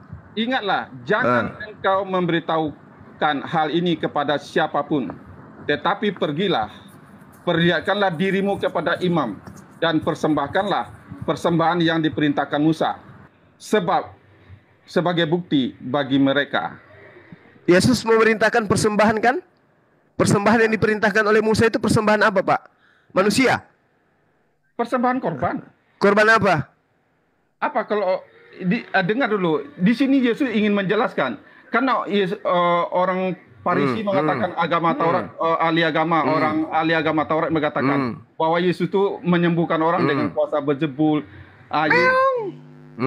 Adakah orang Tuhan mendengar doa orang berdosa? Karena dikatakan Yesus itu orang berdosa. Adakah Tuhan mendengar doa? Perlihatkan dirimu. kepada orang Yahudi. Dan Yesus berkata di Yohanes 8 ayat 24. Kan Bang Ju mengatakan tadi bahwa Yesus mempersembahkan korban yang diperintahkan oleh Musa. Korban yang dipersembahkan Musa korban apa, Pak? Korban manusia apa korban hewan? Ya, dengan satu-satu, biar saya jawab satu-satu supaya Bang Ju bisa dapat jawab. Apakah saya mau mendengar perkataan Yesus? Tentu saya mau mendengar perkataan Yesus. Dengarkanlah ini. Inilah anak yang kukasihi, kepadanya lah aku berkenan. Dengarkanlah dia. Dengarkan. Yohanes 8 Yesus berkata, Yohanes 8 ayat 23 ayat 24 Yesus berkata, aku bukan dari dunia ini. Saya dengarkan itu. Yohanes 17 nomor 16, Pak. Mereka bukan dari dunia ini, sama seperti aku bukan dari dunia ini. Berarti bukan cuma Yesus yang bukan dari dunia. Ayo. Meledak. Ayo. Bang Ju nggak kasih waktu saya untuk menjelaskan. Saya sudah kasih ruang kepada Bapak, tapi kitab Anda sendiri, ajaran Yesus sendiri yang membantah apa yang Anda sampaikan. Ini kenapa Anda berani Anda membuat ini? Matius 8 nomor 4, kenapa Anda lari dari sana? Bang Ju bicara sendiri. Sekali lagi Bang Ju potong omongan saya, silakan Bang Ju ngomong sendiri aja. Silakan Anda ngomong, jelaskan Matius 8 nomor 4. Yesus minta korban persembahan Musa, silakan. Jangan dibantah omongan saya supaya saya bisa menjelaskan. Oh, kalau begitu Anda teruskan aja tanpa lagi bicara sendiri monolog. Di sini nggak bisa, Pak. Di sini Anda berhadapan dengan Bang Suma. Orang yang menyegarkan otak orang yang berkarat. Ya, ini Matius 8 nomor 4. Ayo kita saling ngomong. Ayo. Silakan kamu silakan berhadapan dengan Bang Zuma sekarang ini. Biarlah Bang Zuma bicara sendiri karena dia orang yang keras suaranya. Santai Pak, santai. Ngomongnya udah gak jelas, santai. Iya, bisa. Ini aneh. Gini Pak, saya bantu. Bang Daud, sebenarnya dari tadi sebenarnya Bang Daud bentar. Jadi kalau bicara saling bicara bisa nggak orang mengerti bahasanya? Enggak, gini Pak Daud, bentar. Sebenarnya dari tadi Pak Daud ya, dari pertama kali, bentar Pak Daud. Dari pertama kali Pak Daud diskusi sama Bang Juma bertanya, nggak ada jawaban ya Pak Daud. Emosi. Enggak Pak, bentar. Santai aja Pak, santai. Ngomongnya udah nggak jelas, Bapak udah nggak jelas. Santai Pak. Emosi. Santai. Ayo kita bertanding omongan saya. Ayo kita bertanding. Ayo sama gua. Ayo. Mabulem dia. Matius 8 nomor 4. Kalau saling bicara. Matius 8 nomor 4. Mari kita jalan mantunya Matius 8. Matius 8 nomor 4. Sembahan yang diperintahkan oleh Musa. Persembahan apakah yang diperintahkan oleh Musa? Hewan ternak. Kristen mempersembahkan darah manusia untuk dewa Molok. Inilah anakku yang kukasihi, kepadanya aku berkenan, dengarkanlah dia. Yesus mengatakan. Dengarkan Yohanes 8 ayat 23-24. Kenapa Anda tidak dengarkan Yohanes 8 nomor 4? Kenapa Anda tidak mendengarkan Yohanes 8 nomor 4? Tidak mendengarkan, beri kesempatan kepada saya. Yohanes 8. Kenapa Anda tidak mendengarkan Yesus Yohanes 8 nomor 4? Kenapa? Ya udah Bu, saya ini bertanding dengan orang yang cepat-cepatan ngomong, yang keras suaranya. Saya kalau Anda berilmu 1 jam pun kukasih. Ya, okay. Sekarang pertanyaan saya, Matius 8 nomor 4, kenapa Anda tidak mendengarkan itu? Persembahkanlah persembahan yang diperintahkan Musa. Kenapa Anda tidak lakukan? Kabur. Aneh ini orang ya. Kabur. Sama tanpa ragi begitu buasnya menghinakan kita. Begitu pintarnya dia. Tapi ketika di sini dia kejang-kejang sama sekali ya. Luar biasa ya. Padahal dia DPO itu ya, Iwan Pila ya. Beliau adalah DPO. Dulu beberapa tahun yang lalu ada 2 penghujat, termasuk beliau dengan pendeta Kalnis. Alhamdulillah saya bersama dengan almarhum Heri Andrianus mengusahakan kemudian waktu itu, dan dua-duanya ditahan. Kalau Pak Daud ini hampir 2 tahun ditahan oleh karena menghujat Allah Subhanahu wa taala dengan secara masif dan terstruktur.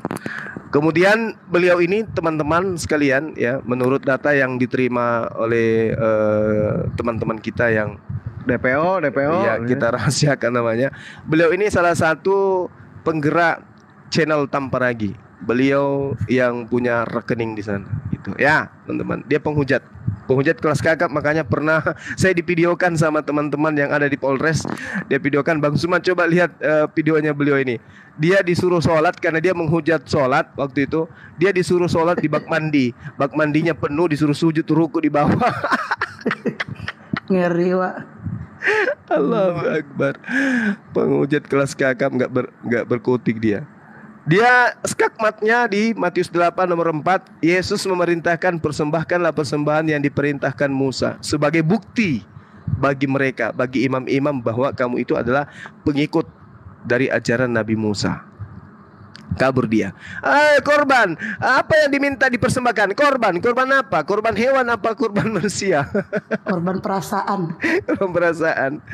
Allahu Akbar. Oke, Saudara Kian Santang dari sekte mana? Coba cek dulu. Dari sini. Dari tadi gatel Bang sebenarnya Bang. Ini pengen dia. Ada kiamat mau minta naik tapi nggak tahu Kori apa KW. Nggak usah. Jangan. Kiamat. Assalamualaikum. Sehat Gurunda? Alhamdulillah, seperti biasa pengejar penyebar dewa molok selalu harus semangat. Bentar lagi ketemu kita ya. Siap. 86,7. Wah. Enggak 11 kayak Bang Dewa kan 11 tuh. 12. Yuk, yang agama Kristen yang mau diskusi minta permintaan. Dewa sedikit boleh Bang ya menanggapi dari Waalaikumsalam warahmatullahi wabarakatuh. Sedikit aja. Penang dari saya Riko dari Pulau Bangka Belitung sedang berpromosi untuk berjualan untuk menghidupi keluarga ya. Yang kami jual adalah peletek ikan tenggiri, peletek cumi, pastel mini abon ikan tenggiri, kerupuk ikan tenggiri, stik cumi lada hitam, stik cumi tinta hitam, pempek sutra tenggiri, kopi, terasi dan sebagainya. Abon tenggiri juga kami jual ya. Yang berminat silakan follow terlebih dahulu, lalu DM dan WA kami ada di bio itu untuk pemesanan dan info selanjutnya. Bang Zuma tambahin. Oke, sahabat-sahabat sekalian, barang siapa yang ingin merasakan nikmatnya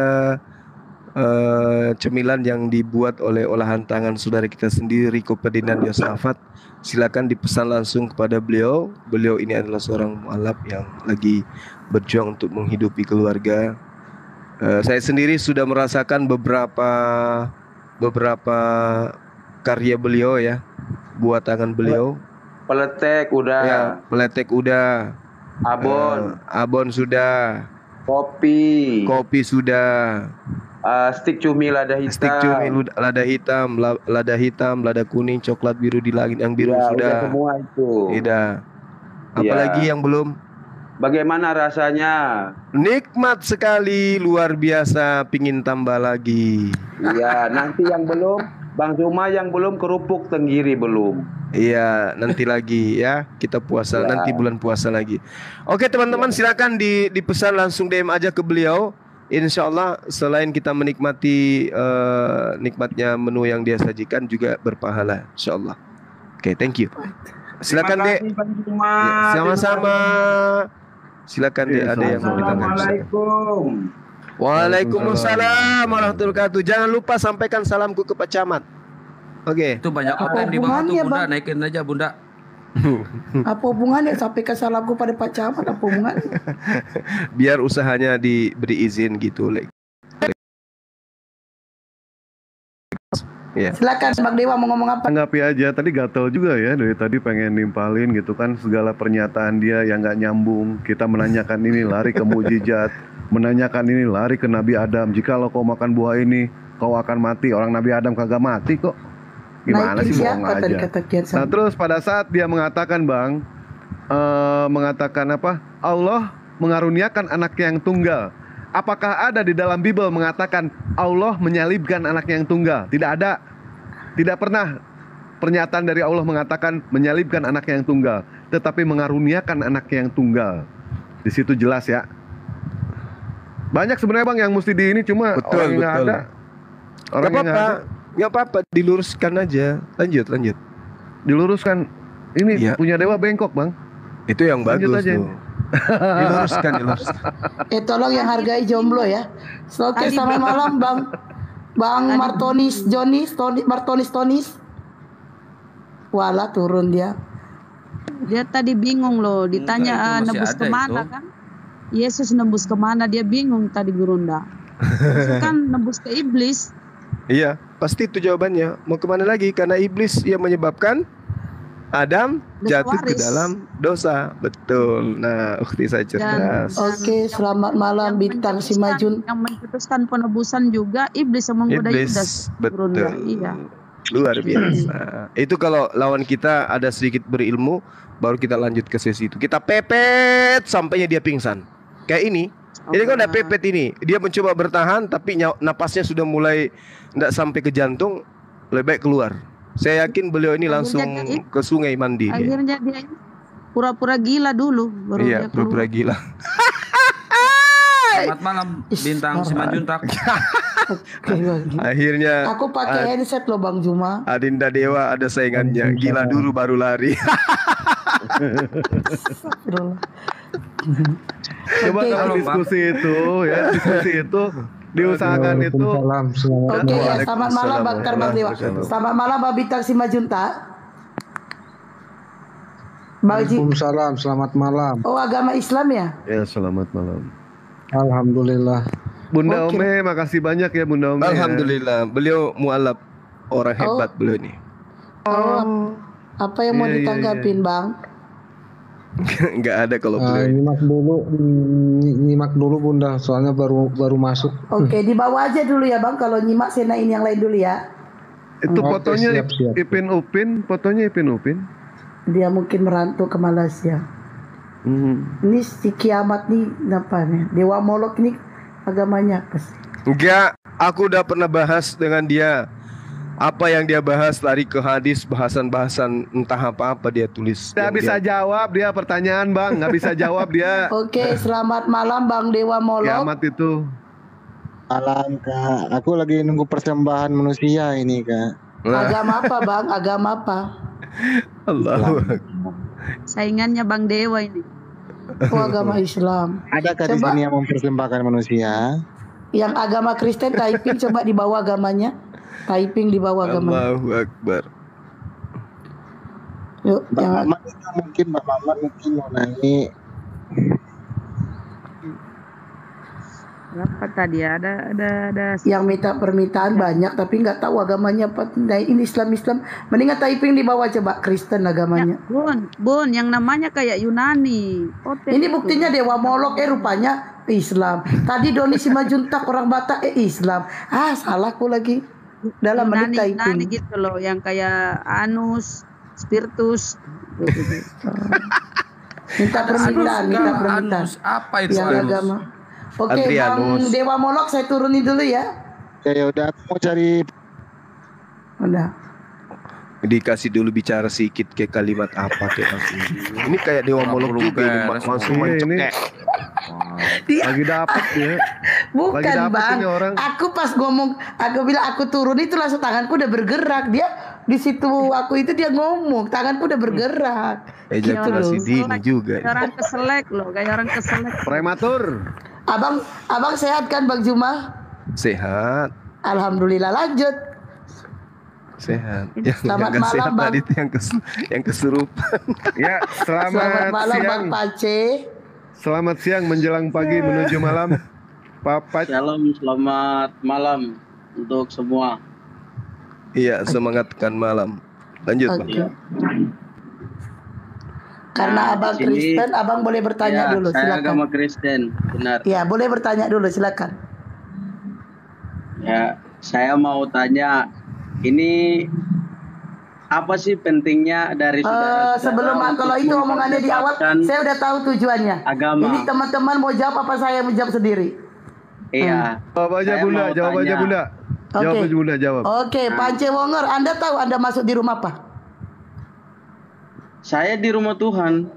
Oh, ini bukan room Tuhan, room manusia. Saya yang punya room. Dan Anda tahu ini adalah room diskusi lintas agama. Saya tahu hal itu, tapi yang Ah, kita bahas dan itu ini tentang antara ketuhanan diskusi dan agama antara keagamaan. Kristen dan Islam, ya. Tolong. Dah, kalau Anda coba, kenapa maunya? Salam kenal, Bung. Saya para Oten. Ya, kenapa? Yang Iya. yang semalam ini Bun yang menghujat. Maksud saya naik di sini di Zoom room ini karena begini, saya tadi sudah sempat ikuti dari awal. Umi dan ustadz-ustadz ini saling menjatuhkan agama yang lain begitu. Loh kok menjatuhkan? Kami sendiri kan tidak ini. Katanya hewan kurban, katanya Tuhan manusia diperbangunkan. Kami membangunkan. Justru kami meluruskan Anda mengimani persembahan manusia kepada dewa. Umi sama ustadz bukan Tuhan supaya menghakimi. Oh tidak, kami tidak menghakimi. Itu di akhirat masing-masing. Oh salah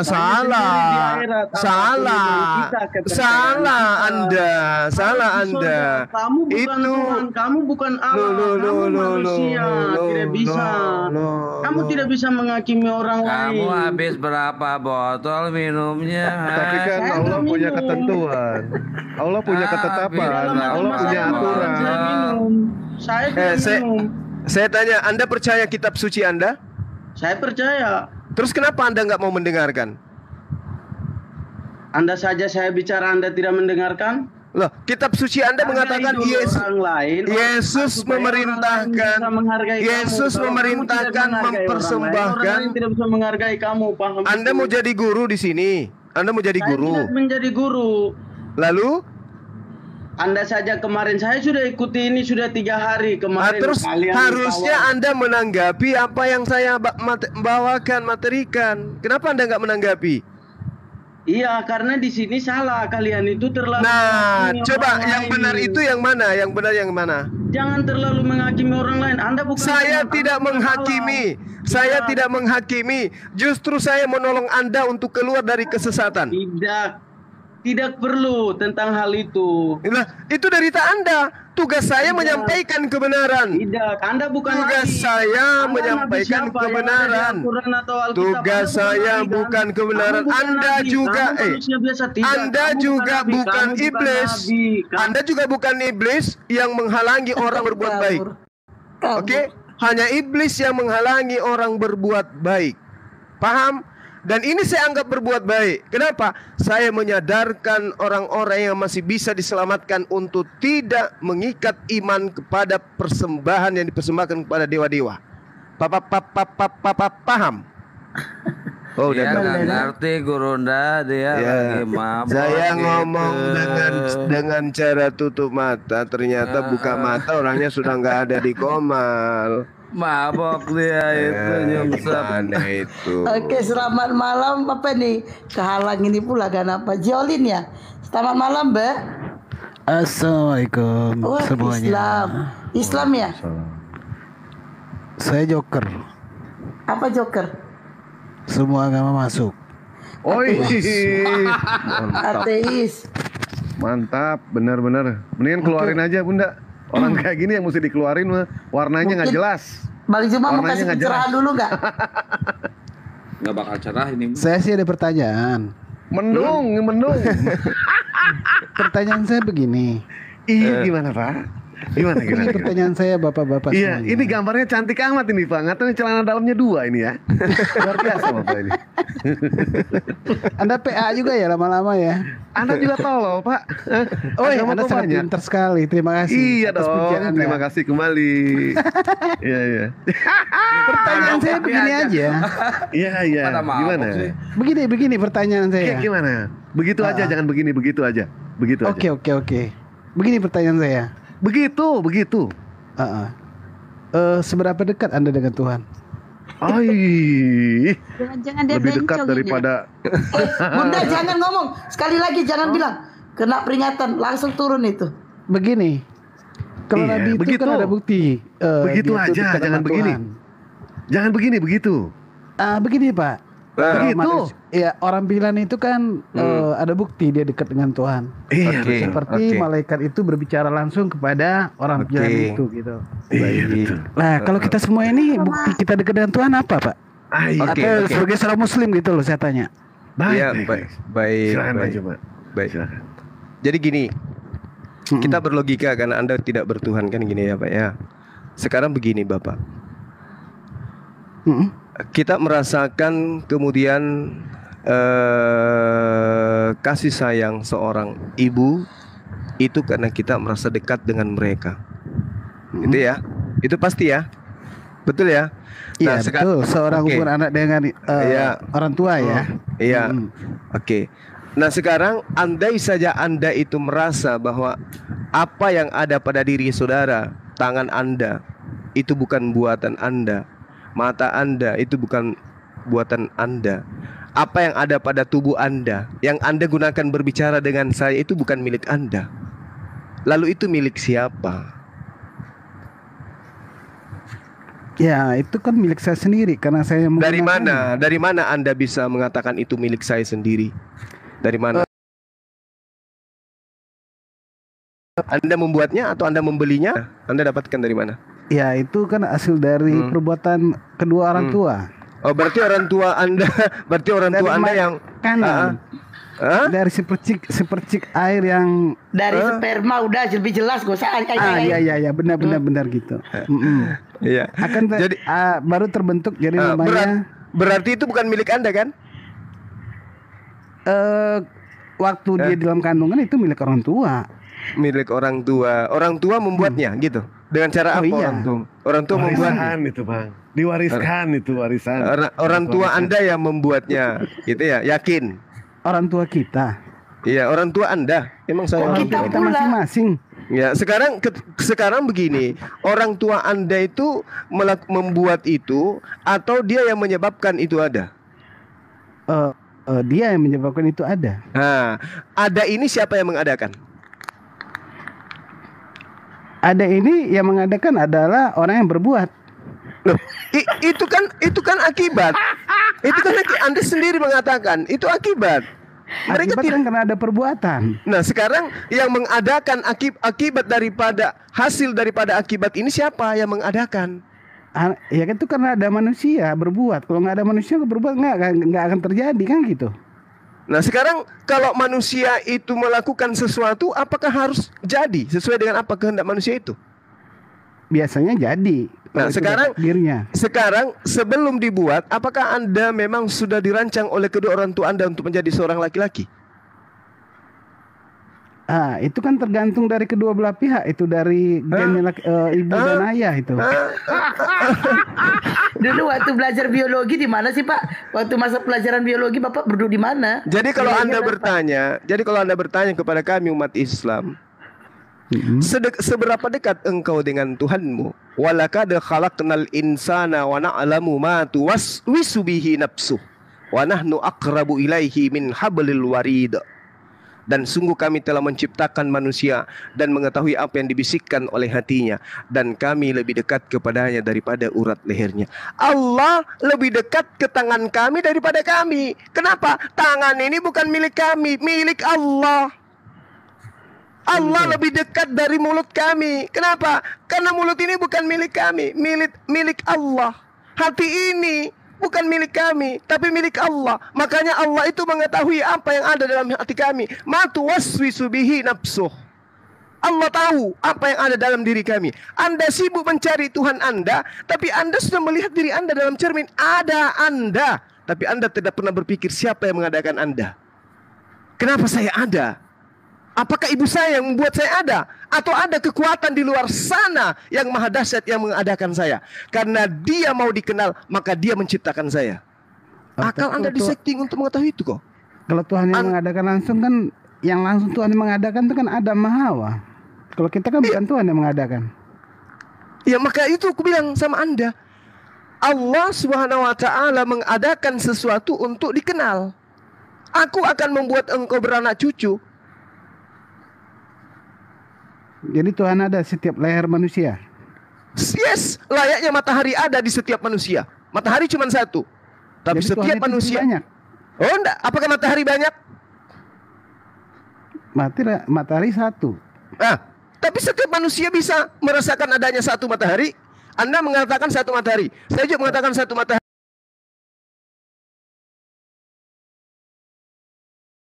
Bang Dewa juga satu matahari. Satu matahari. Dengarkan, sedangkan matahari aja yang satu, apalagi yang ahad. apalagi yang esa. Berarti dimensi kekuatan dan apapun yang melekat pada dirinya itu adalah satu. Ayo. Jadi yakin tuh Tuhan dekat dari urat leher? Ya jelas, dalilnya ada. Jadi setiap leher manusia itu ada Tuhan. Nah itu karena Anda menganggap Tuhan itu makhluk. Ayo. Ayo. Saya nggak menganggap bekas seperti itu. Tadi barusan Anda mengatakan Tuhan melengket pada satu manusia. Ayo. Tapi kan Anda sendiri mengatakan Tuhan itu dekat dari urat leher gitu. Itu mencerminkan bahwa Anda tidak memahami apa yang saya katakan, walaqad khalaqnal insana wa na'lamu ma tuwaswisu bihi nafsuh.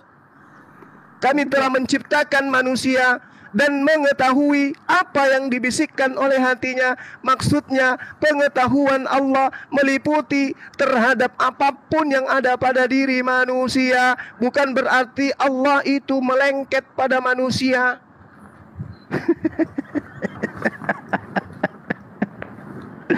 Aduh. Jadi gitu ya Pak ya? Oh iya dong. Tapi kalau Tuhan itu dekat urat leher, harusnya kan manusia itu berkata, berucap-ucap yang benar-benar harusnya Pak. Oh jelas. Memang betul. Ya? Iya memang betul. Memang betul. Tapi banyak manusia itu merasa dekat sama Tuhan, tapi dia berkatanya yang kotor-kotor tuh, seperti bahasa-bahasa hewan, bahasa-bahasa yang gak benar gitu. Ya Allah Maha mengetahui akan itu semua. Terus apa masalahnya? Apa masalahnya kemudian? Lucu aja sih kalau Tuhan itu dekat dengan urat leher. Karena di urat leher saya nggak ada Tuhan loh Pak. Nah itu karena Anda memahami Tuhan itu adalah makhluk. Ya Oten nyamar kayaknya nih. Gak apa-apa, biarin aja dia bermain-main dengan logikanya sendiri. Saya bukan main logika, ya aku yang cakap. Anda mengatakan saya nggak melihat ada Tuhan di leher saya. Ayo. Pertanyaan saya begini. Orang yang merasa dirinya dekat dengan Tuhan itu dijamin masuk surga semua nggak itu? Orang yang dengarkan. Di agama kami, orang-orang yang dijamin masuk surga itu adalah orang yang melakukan perintah Tuhan dengan ikhlas.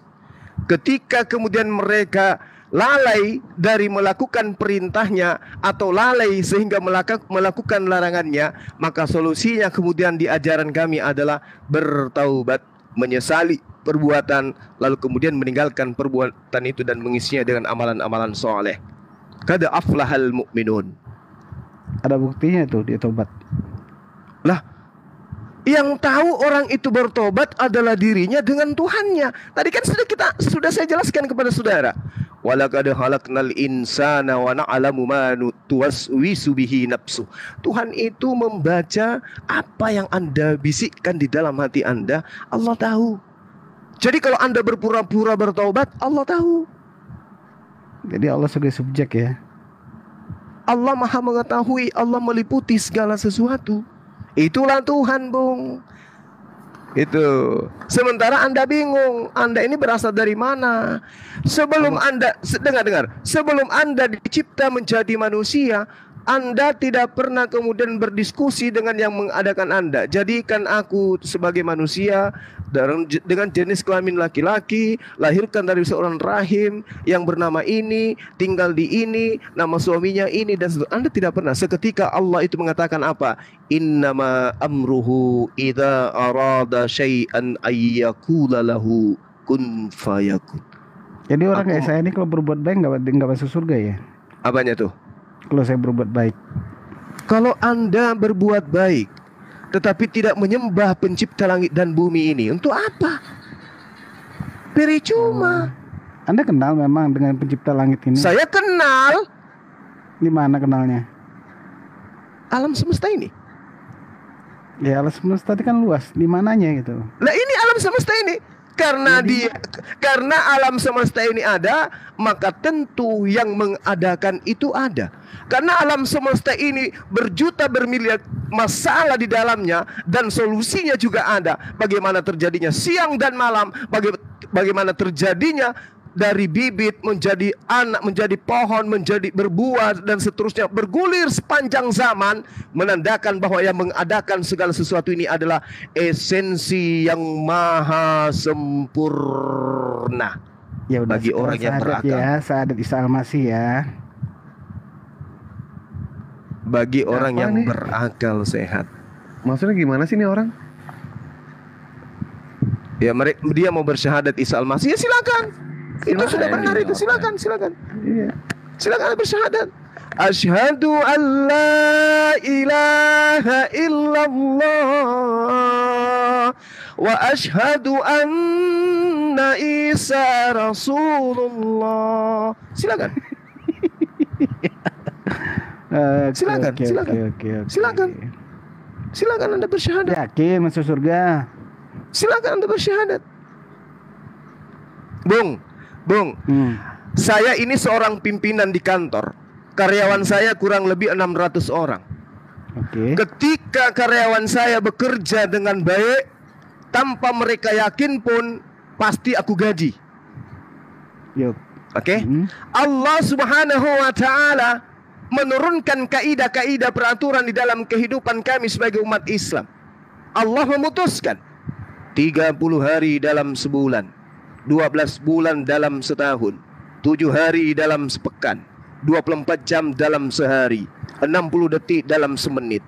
Tuhan mengatur itu semua, Bung. Jadi ketika Allah mengatakan kami umat Islam, qad aflahal mu'minun alladzina hum fi salatihim khashi'un walladzina hum 'anil lagwi mu'ridun walladzina hum lizzakati fa'ilun walladzina hum li furujihim hafizun. Lalu Allah mengatakan apa? Ulaika humul warithun alladzina yarithunal firdaus hum fiha khalidun. Orang Islam yang melakukan pengajaran kaidah syariat untuk mentauhidkan Allah, mewarisi surga, mereka kekal di dalamnya. Allah yang menjanjikan. Saya sekarang begini. Saya aja manusia, ketika saya menjanjikan kepada pegawai saya, Anda bekerja baik, gaji Anda saya naikkan, bonusnya saya kasih, akhir tahun saya buat Anda itu umroh bersama dengan istri. Saya malu untuk tidak menunaikan itu. Manusia loh, apalagi pencipta langit dan bumi. Siapa yang beriman, siapa yang sholat, siap tuni anak yatim, aku jamin dirinya sebagai pewaris surga. Apalagi Allah. Pertanyaan saya begini. Bertanya aja terus. Allah kalian sama, Nabi kalian sama. Tapi kenapa kalian cara seperti LDII, terus ada juga namanya apalagi itu ya, kayak Wahabi. Terus apa lagi? Kayak seperti Al-Zaitun. Apa tuh? Terus ada lagi namanya Muhammadiyah. Oh enggak, apalagi? Muhammadiyah enggak. Mu'tazilah. Apalagi Syiah, apalagi? Kenapa sholat kalian ISIS? Ayat sama, tapi cara sholat kalian itu berbeda-beda. Ada yang lurus, ada yang merasa golongan yang lain itu luar di golongannya itu najis gitu. Kenapa seperti itu? Iya, kaidahnya kan jelas, Bung. Anda orang tua, Anda punya anak banyak, Anda memberikan perintah, jangan pulang ke rumah lewat dari jam 6 sore. Jangan tidur lewat dari jam 5 subuh. Ada yang bangun jam 7, ada yang bangun jam 8, ada yang pulang ke rumah bahkan besok pagi baru pulang. Apakah kemudian perintah itu batal? Tidak. Tetapi apakah kemudian orang itu melaksanakan aturan Anda? Kan tidak. Kok Anda heran? Ada yang begini, ada yang begono, ada yang begini, ada yang kok heran? Perintahnya jelas dari Allah. Allah yang menilai siapa di antara mereka yang taat, siapa di antara mereka yang melanggar, siapa yang mereka hilaf. Allah Maha Pengampun, lagi Maha Penyayang. Ayo, yang masalah ini yang diciptakan sudah sadar dia tidak bisa menciptakan dirinya, sudah sadar bahwa tangannya bukan miliknya, tapi nggak menyembah Tuhan. Iya. Itu yang celaka, Bung. Udah tahu dia ada, dikasih badan tidak seperti monyet, Dikasih tubuh tidak seperti kambing. Disetting oleh Allah untuk ia ruku, untuk ia sujud, tapi tidak dimanfaatkan itu. Maka dia lebih hina daripada hewan. Hewan tidak menyembah kepada Tuhan, wajar. Tubuhnya tidak disetting untuk sujud sholat. Tapi ente. Bung. Saya menyembah Tuhan loh. Saya menyembah Tuhan loh. Ya silakan Nama aja. Tuhannya. Nama Tuhannya siapa, Bu? Ya Tuhan Nama Tuhannya aja. siapa, Bu? Tuhan Siapa aja. namanya? Ya, Namanya kita Tuhan siapa? aja. Pokoknya kita sama-sama Tuhan gitu. Pon. Kompor. Tuhannya siapa? Walaupun secara syariat kita tuh berbeda, Ya, tapi kita namanya tetap siapa? namanya Tuhannya. Tuhan, gitu. Jadi Tuhannya namanya jangan nyalain siapa? orang yang bertuhan. Bukan. Salah Ya, itu. silakan Namanya aja siapa? Anda bertuhan. Silakan. Anda juga bertuhan. Ya silakan Anda bertuhan. Memang apa Iya. urusannya dengan saya? Anda Iya, bertuhan. jangan menyalain orang bertuhan. Saya bertuhan gitu. Yang menyalahin Saya orang yakin bertuhan ini. siapa? Tadi kan Anda bicara tadi. Bicara Allah apa? tidak merasa memiliki tangan, tidak merasa kan menyalahkan terus. Saya punya Tuhan, walaupun saya kurang yakin. Tuhan yang kami maksud itu adalah Tuhan yang memberikan syariat kepada kami. Contoh syariatnya yang Diberikan untuk sujud menyembah hanya kepada dirinya. Sujud dalam beribadah. Kapan itu disuruhnya? Kapan itu disuruhnya? Ya pada saat kami diperintahkan, Adam disuruh sujud, semua nabi disuruh sujud. Sujud menyembah hanya kepada Allah saja, pencipta langit dan bumi. Itu kan Anda Adam sujud disuruh. Anda sujud. Anda diperintahkan sujud, tapi Anda sujud kepada siapa? Kepada akal Anda kan? Yang akal-akalan itu? Oh, enggak. Nah, terus syariat Anda dari mana? Apa nama kitab Anda? Kitab saya namanya kebaikan. Nenek moyang. Tadi katanya kalau Anda punya Tuhan, kalau Anda punya Tuhan, kenapa tadi bilang bahwa Anda lahir karena sperma orang tua Anda? Iya. Ini nggak jelas. Udah Ini kan diturunkan aja. logikanya secara syariat seperti itu. Saudara Son, ini adalah komal untuk lintas agama, Bung. Anda tidak kenali Anda dari agama mana. Kami menghormati saudara, ya silakan dengan keyakinan saudara. Di Islam la ikraha fiddin. Kita tetap dalam bingkai persaudaraan sebagai anak bangsa. Silakan Anda turun, dengan hormat kami persilakan. Kami ingin berdialog dengan mereka yang punya keyakinan jelas yang diakui oleh negara kami. Silakan. Lah saya ini mau belajar dengan keyakinan Anda ini. Tolong cerahin saya. Belajar itu jangan sampai membantah. Kalau belajar membantah itu bukan belajar namanya. Enggak, kalau aku bilang dia itu oten nyamar, cuma dia takut ditanya balik. Makanya dia nggak punya joker. Ya kalau di mereka kan ajaran mereka diperbolehkan menyamar. Ini di PC ini. Ini Pak Dinatan tadi dia malah ini turun Pak Dinatan. Mas Aha. Malam semua Bunda. Iya. Gimana Mas Aha divisi? ternyata ganteng ya. Mas Aha ternyata ganteng ya. Ganteng ya. Biasa Iya. aja. Mau di poligami, mau masa? Bukan. Emang kalau bilang ganteng harus poligami, ini Jewa ini ngadu-ngadu. Orang bilang ganteng, botak tapi. Ya lumayan. Komentarnya di bawah apa dia bilang sama aja yang tadi. Ganteng. Coba Ya, typing agamanya di bawah, typing yang Kristen aja yang naik. Ya, pertanyaannya begini. Apakah Allah atau Dewa?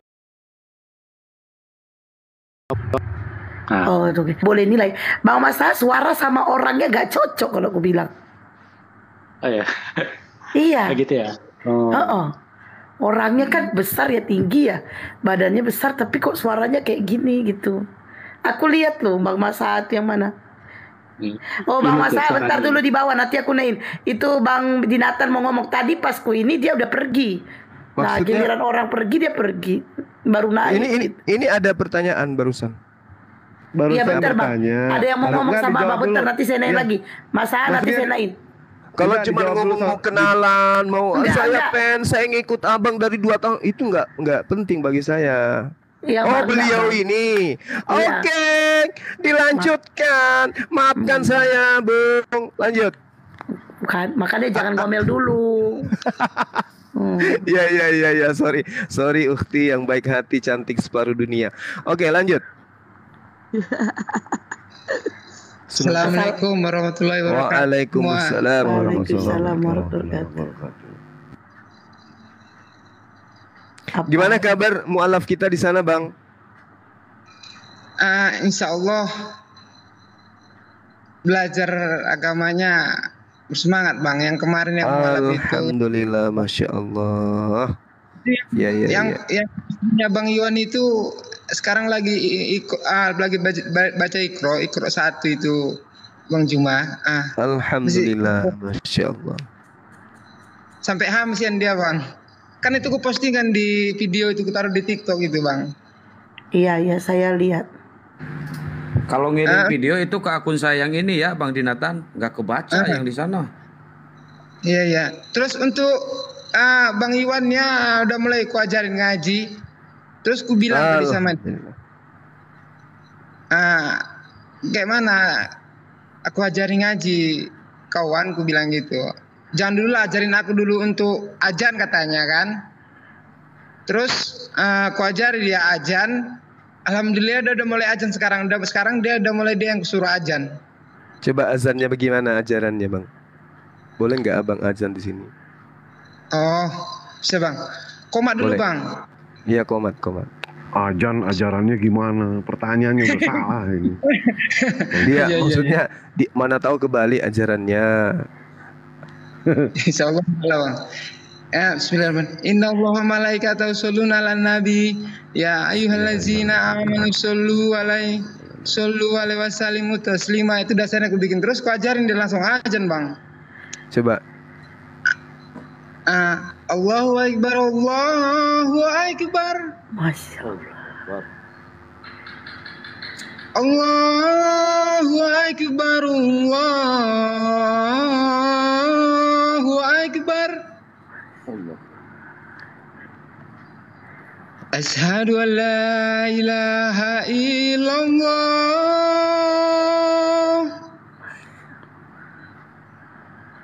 Asyhadu an la ilaha illallah. Asyhadu anna Muhammadar Rasulullah.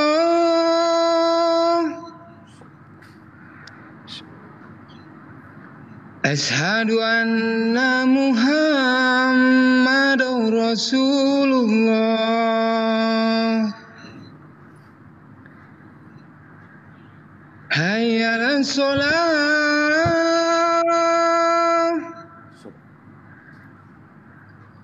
Hayya 'alas shalah.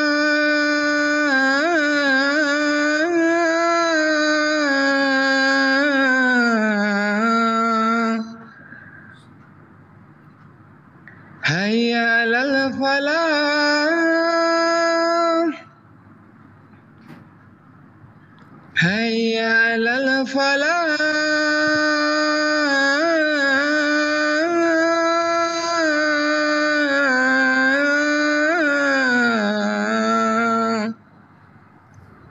Allahu akbar, Allahu akbar. Allahu La ilaha illallah. Masya Allah. Ya. Diizinkan nggak saya sedikit untuk Ajan silakan Bang, silakan. Abang mau ajan silakan. Bukan untuk azan, bukan untuk sedikit memberikan tambahan ilmu yang sudah begitu baik. Bisa nggak nih terkait azan lapasnya? Bisa Bang. Oke. Jadi yang pertama huruf K itu bukan huruf qalqalah. Jadi tidak perlu disebutkan ak. Allahu akbar, Allahu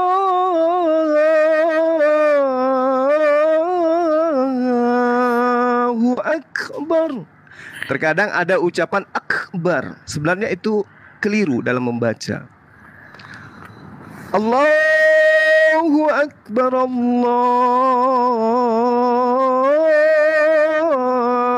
akbar. Kok sebisa mungkin K itu tidak diucapkan kembali. Asyhadu la ilaha illallah.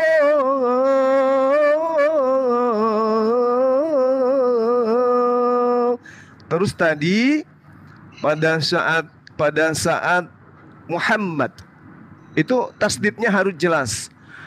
Asyhadu anna Muhammadar Rasulullah. Jadi mim tasdid itu harus jelas. Nah, yang sedikit agak kesleo, hayya 'alas shalah, hayya 'alal falah. Nah, saudara saya membacakan hayyalal. Coba diulang. Hayyalal, coba. Hayyalan sholat. Itu ya. Jadi di sana bukan hayyala, tapi hayya 'ala. Hayya 'ala. Hayya 'alas shalah.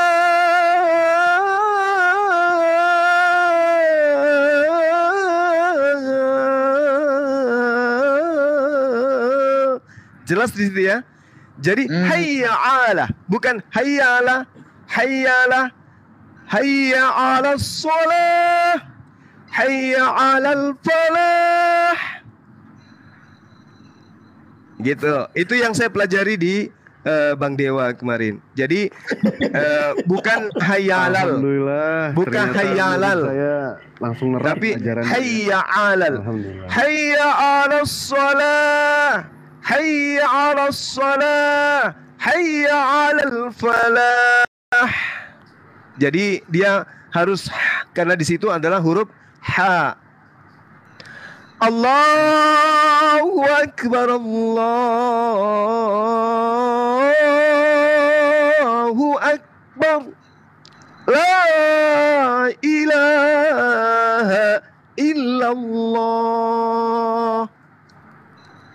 Begitu kayaknya. Jadi hayya 'ala ini yang paling kentara tadi itu. Hayyalal itu dulu memang banyak orang yang membaca gitu, hayyala. Padahal bacaannya itu adalah ain, harus jelas. Hayya 'alas shalah, hayya 'alas shalah. Jadi mulut dimonyongkan ke depan kayak mulutnya Bang Dewa. Hayya 'alas hayya 'alas shalah. Gitu Bang. Oke, lanjut. Jadi alhamdulillah ya, kalau seorang mu'allaf mau menjadi muazzin ya, orang yang akan melantunkan panggilan untuk beribadah kepada Allah, itu adalah sesuatu yang sangat luar biasa. Masya Allah. Aduh, pahala antum ini luar biasa, sahabatku Dinatan. Iya. Bang Dinatan. Berarti saya waktu azan kemarin guru ngaji saya mungkin kurang pas cara penekanan setiap kata-katanya mungkin Bang. Enggak, mungkin pada saat antum mau azan makan ikan goreng dulu kali, makanya agak sedikit keselio. Enggak. Di situ ala bukan ala, tapi ain dia di sana. Oke? Ala. Oke.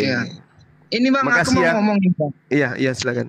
Ini kan ada baru yang Bang Iwan itu kan mualaf dia kan Bang. Iya. Terus ada tetangga dekat masjid agama Kristen. Udah. Terus dia gimana bilangnya? Enggak ada meterannya. Udah, terus listrik. Dari meteran lampu masjid kami salurkan lampu ke situ. Ke rumahnya yang orang Kristen ini. Betul ya. Dari masjid kami ambil lampunya, kami salurkan ke rumahnya karena dia nggak ada meterannya, nggak ada PLN-nya gitulah. Kami salurkan. Masya Allah. Iya. Terus udah berapa berjalan? Udah ada 1,5 bulan lah berjalan. 9,5 maksudnya 9 bulan. 11,5 berjalan Bang. Oh, enggak paham saya. Udah kayak masukkan terus. Sebulan setengah. Sebulan setengah. Iya, dia mau mengenal Islam katanya. Aku kayak mana kok kira-kira aku jadi dia kan Kristen ini kan. Aku mau masuk Islam kayak mana? Terus aku bilang sama dia. Bawa sini Bang Nathan orangnya. Aku mau masuk Islam katanya kan gitu. Jangan dulu masuk Islam buru-buru. Gara-gara kami berbuat baik masukkan lampu ke rumah kau. Jadi kok gara-gara itu mau masuk Islam. Kenali dulu. Iya, kenali dulu Islam, betul. Tapi kalau memang dia sudah yakin bahwa agamanya yang kemarin itu keliru ya, terus dia mau masuk Islam, kita kan yakin nih Islam ini adalah agama yang benar. Udah disyahadatin aja, sambil nanti kita ajarin, bimbing beliau mereka. Kita kan yakin Islam ini agama yang benar. Berarti tugas kita tinggal membimbing. Dan kita yakin agama dia itu sesat. Maka ketika orang ini ingin masuk Islam, ya nggak perlu kita kemudian mengatakan pelajari Islam dulu secara mendetail. Yang penting dia ikhlas, kecuali sifatnya itu adalah berpura-pura. Tapi kalau dia benar-benar ingin belajar Islam, ya nggak perlu dia benar-benar ingin bersyahadat, nggak perlu dia belajar dulu, langsung asyhadu alla ilaha illallah asyhadu anna Muhammadar Rasulullah. Setelah gitu loh Bang. Oh iya Bang, gini loh maksud aku Bang. Aku takutnya nanti Bang, kan Candy kan kejadian kemarin ngeprank kita umat Islam. Takutnya kecuali, itu. Jadi kecuali ngeprank. Tapi kalau ya itu takutnya Bang. Maksudnya gini loh Bang. Maksudnya seandainya nanti udah aku sadarkan dia, terus ada acara pesta-pesta di sini, dia makan babi di situ kan, kami pun di sini umat Muslim di sini jadi nggak enak Bang. Gitu maksudnya tadi Bang. Ya udah ditanya aja, Anda kalau sudah masuk Islam nggak boleh lagi makan babi, nggak boleh kencing berdiri, harus disunat itu. Itu nanti ku apalah Bang. Rumahnya pas dekat masjid itu Bang. Paling jarak 10 meter, 15 meter lah. Ya karena itu kami kan diajarin aja. Ya. Karena kami jangan makan babi. Jangan makan guguk. Jangan pipis sembarangan. Nggak boleh jajan sembarangan. Semuanya dijaga. Kalau dia sanggup dengan itu, ya sudah, syahadatkan aja.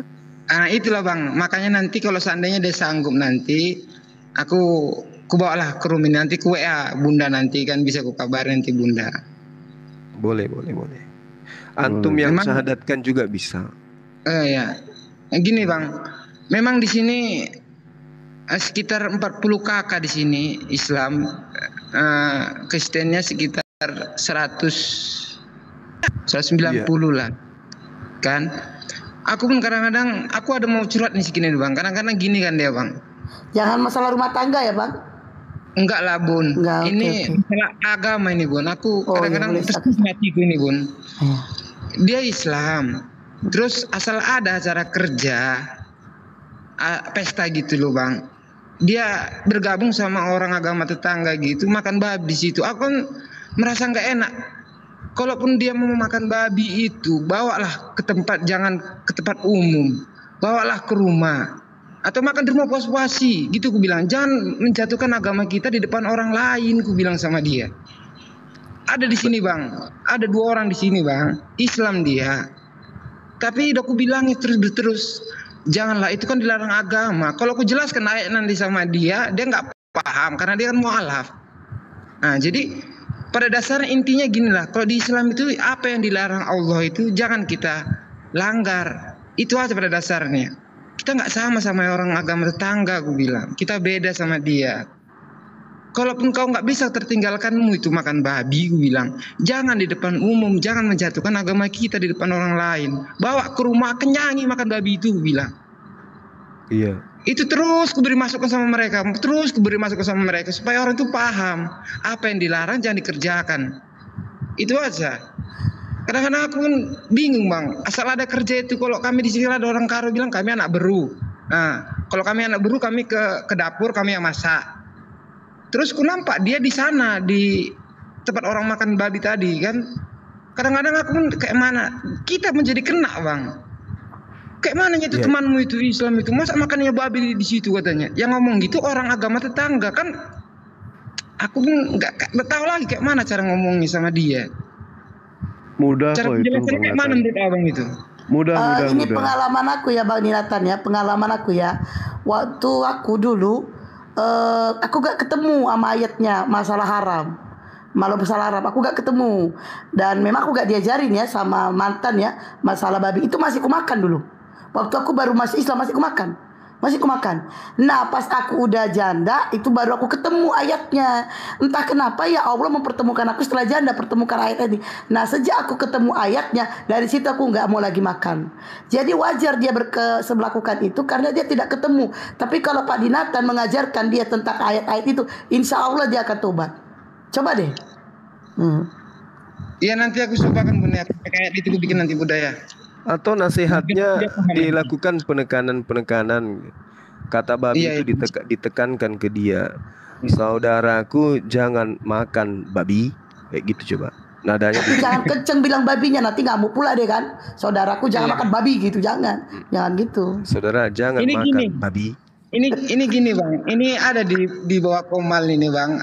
Ada aku bilangkan orangnya, ada dia di bawah Komal ini bantu untuk saudara kita di sini, memberi baju untuk ibu, untuk umat di sinilah yang keluarga di bawah fakir miskin, memberi baju mukena, mukena anak di bawah Komal ini sekarang masih di bawah deh sekarang membantu kita.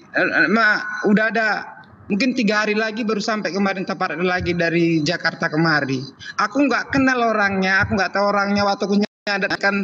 Waktu Bang Juma nyadatkan Bang Iwan kemarin, dia nanya sama aku, Bang aku mau bagi rezeki katanya. Jadi aku sampaikan ini sama abang gitu. Mungkin 5 atau 4 hari lagi ada barang lagi yang dikirim dia untuk bagi rezeki sama anak-anak di sini, sama yang orang Islam juga tapi yang dibawa ekonominya kekurangan lah gitu. Kasihkan nanti baju sama dia, mukena, baju koko, peci.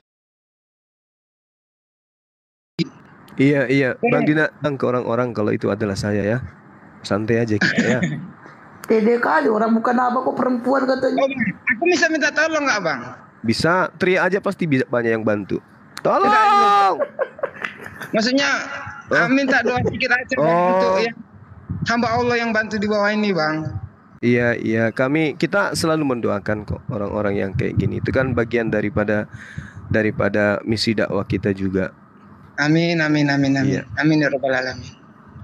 Oke, jadi sejatinya umat Islam itu memang kayak gitu. Makanya ada yayasan Makassar Mu'alaf, ada yayasan Mu'alaf karena tujuannya itu membantu teman-teman yang memang membutuhkan. Amin. Gitu ya. Amin. Siap. Ini pun ada juga ini Bang, bantu kami. Kami lampu jalan kami kan lampu dari jalan ke Bang, ke masjid, dari jalan ke masjid itu kan. Kami kan belum ada tempat ambil air wudhunya di masjid itu. MCK-nya belum ada. Jadi kami ngambil airnya ke bawah. Dari bawah ke atas itu kan gak ada lampu, gelap. Jadi kami pasang lampu. Yang pasang lampu itu pun yang ngasih insya Allah dari saudara kita di Medan. Enggak perlu aku sebutkan namanya Bang. Di teleponinya aku kan. Iya. Dewa jangan kasih tahu. Itu juga saya Bang, tapi enggak usah bilang. Oh Bang Juma. Astagfirullahaladzim. Enggak Bang Nathan, bentar. Dewa potong dulu mengenai soal makan babi itu, ya kan? Iya. Tolong bilang aja ke saudara kita yang di sebelah. Jangan salahkan orangnya. Kalau orang itu makan babi, jangan salahkan ajarannya. Salahkan orangnya. Kenapa? Perintah itu sudah datang. Perintah pelarangan makan babi itu sudah ada di dalam Al-Quran. Tetapi kalau misalkan dia makan, jangan salahkan Islamnya, tapi salahkan orangnya. Itu yang benar jawabannya. Mungkin boleh tidak makan babi pesta, boleh, asal babinya disunat. Sunat dulu babinya, baru masukin Islam, boleh itu. Iya memang salah orangnya. Tapi kalau tapi kalau masalah dia dosanya gimana itu urusan sama Tuhan. Karena apa? Karena kalau saya kemarin nggak ketemu ayatnya, saya nggak dikasih tahu ayat dilarang makan babi itu, nggak dikasih tahu. Ya saya masih makan waktu itu. Nah setelah saya ketemu baru saya tobat beneran gitu. Jadi lihat Islam itu Bang Nathan ya, jangan lihat dari orangnya, jangan lihat dari oknumnya. Apakah seorang Bang Juma bisa memperkosa? Bisa. Apakah seorang kiai bisa melakukan hal yang aneh-aneh? Bisa. Yang namanya muslimnya bisa. Islamnya sudah sempurna.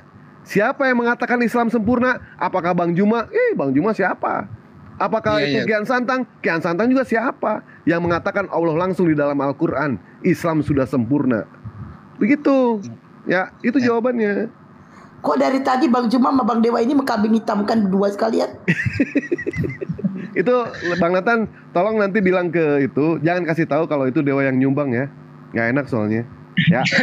Rahasia itu. Tapi alhamdulillah semenjak aku bikin live kemarin di TikTok ini waktu Bang Iwan Sahadat, insya Allah banyak yang bantu untuk saudara-saudara kita yang baru-baru mualaf atau ibaratnya bahasa kasarnya gini, miskin lah di bawah, insya Allah miskin lah, dia bantu banyak nanya kabarnya gimana, apa yang perlu saya bantu dari sini Aki katanya.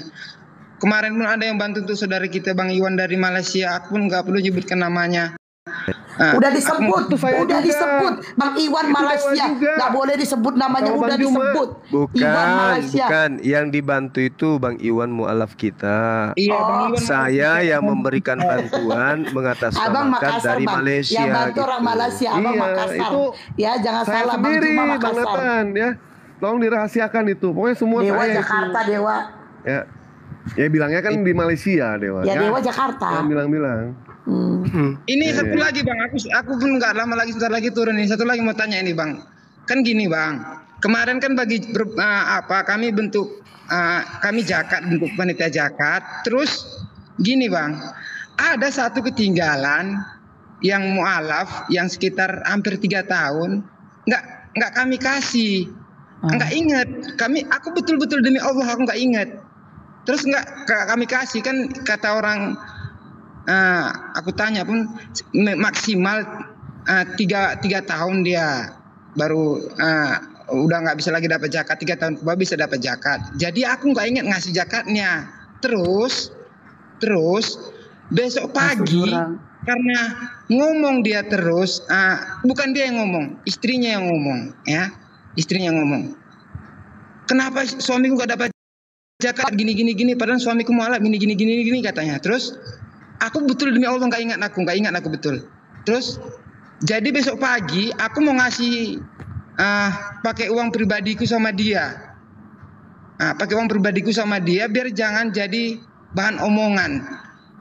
Kemarin kami totalkan biayanya semua, per orang kami kasih untuk zakat fitrah kemarin bulan puasa 175.000.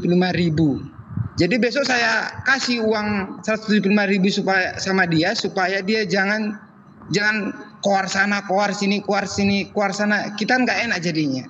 Itu gimana hukumnya itu Bang? Masya Allah, itu Masya Allah. Mungkin Bang Juma bisa tambahin. Bisanya Masya Allah doang ya, bagus. Karena memang aku mau ngomong apa, Masya Allah banget. Karena biar tahu ya Pak, saya nggak ada sejak tinggal di sini, nggak pernah dapat itu jatah kayak gitu-gitu, nggak pernah. Janda pun dapat Bun? Iya, saya dianggap janda kaya di sini, beneran. Padahal saya orang pas-pasan, tahu nggak? Saya dianggap janda kaya. Tahu Bun. Pokoknya itulah besok ini uangnya saya kantong ini. Besok saya kasih aja, Masya Allah. Itu Masya Allah. Biar jangan jadi bahan omongan. Nanti takutnya memang demi Allah saya nggak ingat dia udah berapa tahun. Aku pikir dia udah lewat 3 tahun dianya mualaf. Jadi aku nggak kasih. Jadi aku nggak ingat. Jadi karena aku takut jadi bahan omongan. Besok insya Allah pagi-pagi langsung saya jumpain dia, saya kasih zakatnya. Itu aku nggak tahu. Itu bukan zakat. Bukan, itu jatuhnya sodako. Sodako ya, itu jatuhnya sodako. Itu pasti sodako, tapi nggak apa-apa lah, daripada dia ribut-ribut, daripada ngomong keluar sana kemarin nanti nggak jadi nggak enak ya kan. Besok insya Allah saya. Bang Juma, aku rasa lagi di kamar mandi nih, aku mau turun ini. Ya turun lah Pak.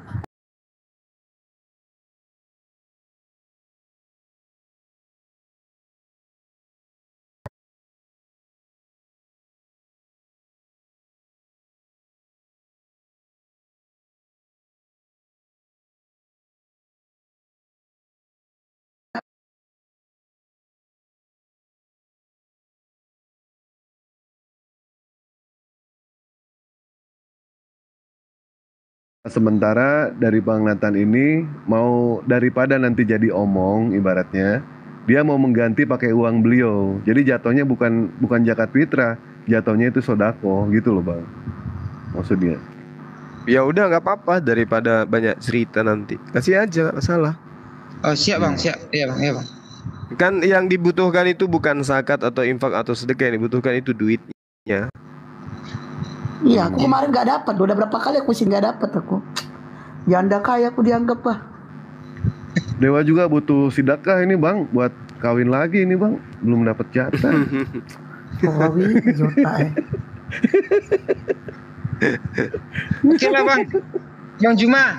Iya, nanti seperti biasa ada apa-apa nanti koordinasi sama Bang Kores ya. Bisa bang, Iya, Bang Bunda koordinasi juga bang. Pokoknya untuk hamba Allah yang membantu kita, yang membantu umat Islam di sini bang, tolonglah doakan sama-sama kita bang, supaya mereka dimurahkan rezeki, dipanjangkan umurnya bang. Amin. Bentar Bang Dinatan. Kira-kira itu bikin sarana air bersih di sana Jetpam itu berapa biayanya? Itu kami udah bikin proposal, kami sampaikan ke kabupaten. Jangan bicara proposal dulu, udah globalnya aja langsung. Kira-kira berapa? Udah PDAM. Iya, berapa kira-kira Bang Dinatan? Kenapa nggak sumur bor aja? Sumur bor. Iya, mending sumur bor, Jetpam itu. Sini sistemnya di sini air dari gunung diselangi langsung ke paham. Sungai, ya. dari sungai. Berarti itu kalau sumur bor Bang Juma dia tinggi dalam dia. Nggak bisa dalam dia. Bisa 100 lebih ya. Itu kira-kira berapa? Kira-kira berapa, Bang?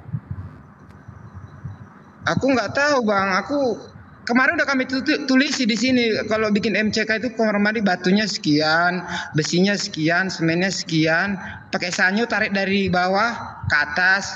Tapi aku nggak bikin di situ harganya karena aku belum tahu, belum kutanya ke Panglong karena udah bikin kami proposal ke sana belum ada tanggapan gitu aja. Itu di proposalnya ada RAB-nya nggak? Kami cantumkan itu, kami cantumkan apa namanya itu? Stempel ketua BKM masjid sama kepala desa gitu aja yang bikin. Nominalnya maksudnya nominal jumlah. Iya, nominalnya Bang, bukan stempelnya. Uang. Kalau nggak salah aku kemarin berapaan kemarin? Agak lumayan juga lah Bang. Nanti coba difotokan proposalnya dikirim ke ini. Ke siapa? Kores. Antum sering komunikasi sama beliau kan? Iya sering lah. Ya udahlah, nanti difotokan aja, ditembuskan, sampaikan bahwa ini Bang Suma coba minta foto proposalnya kan gitu. Ya ini juga yang di bawah, yang di live chat. Kalau mau ngebantu sarana air bersih di masjid sana, hubungi Bang Kores langsung ya. DM Bang Kores langsung. Biar Biar nggak bercabang. Kalau nge-DM langsung Bang Dinatan, nanti bagus bercabang. kalau kita bagus kalau kita patung-patungan seberat apapun, kalau apalagi untuk masjid bisanya itu kita usahakan. Setuju. Nggak perlu di ke Bang itu aja. Iya. Patungan dari aku 10.000 ya Bang. Iya, dicatat. Diborongin Bang, ke Dewa borongin aja Bang. Dewa lihat dulu lokasinya ya. Nah gini kemarin kan hujan di sini. Kami 3 orang kebelet mau buang air kecil ya kan. Karena hujan ke bawah kan pasti basah. Ya udah tahan sampai sholatnya, sampai masuk. Kami biasanya kalau sholat maghrib, kami terus langsung kisah. Nah, dari maghrib sampai isya kami ngobrol-ngobrol ringan tentang agama. Jadi karena 3 orang mau kebelet buang air kecil, tahan daripada batal balik basah baju jadi gitu lah. Karena kayak tinggal di Purwokerto lah. Kayak dulu di Purwokerto gitu loh, di rumah mertua. Jadi airnya itu dari sungai gitu ya. Jadi mau ke toilet itu basah. Makanya kalau tengah malam BAB aduh tahan lah. Ya ben. Yalah pokoknya gitulah pokoknya. Iya. Untuk hamba Allah yang membantu untuk saudara kita yang mualaf atau fakir miskin di sini, terima kasih kali lah. Kurasa masih ada dia di bawah ini. Aku nggak perlu sebutkan namanya. Semoga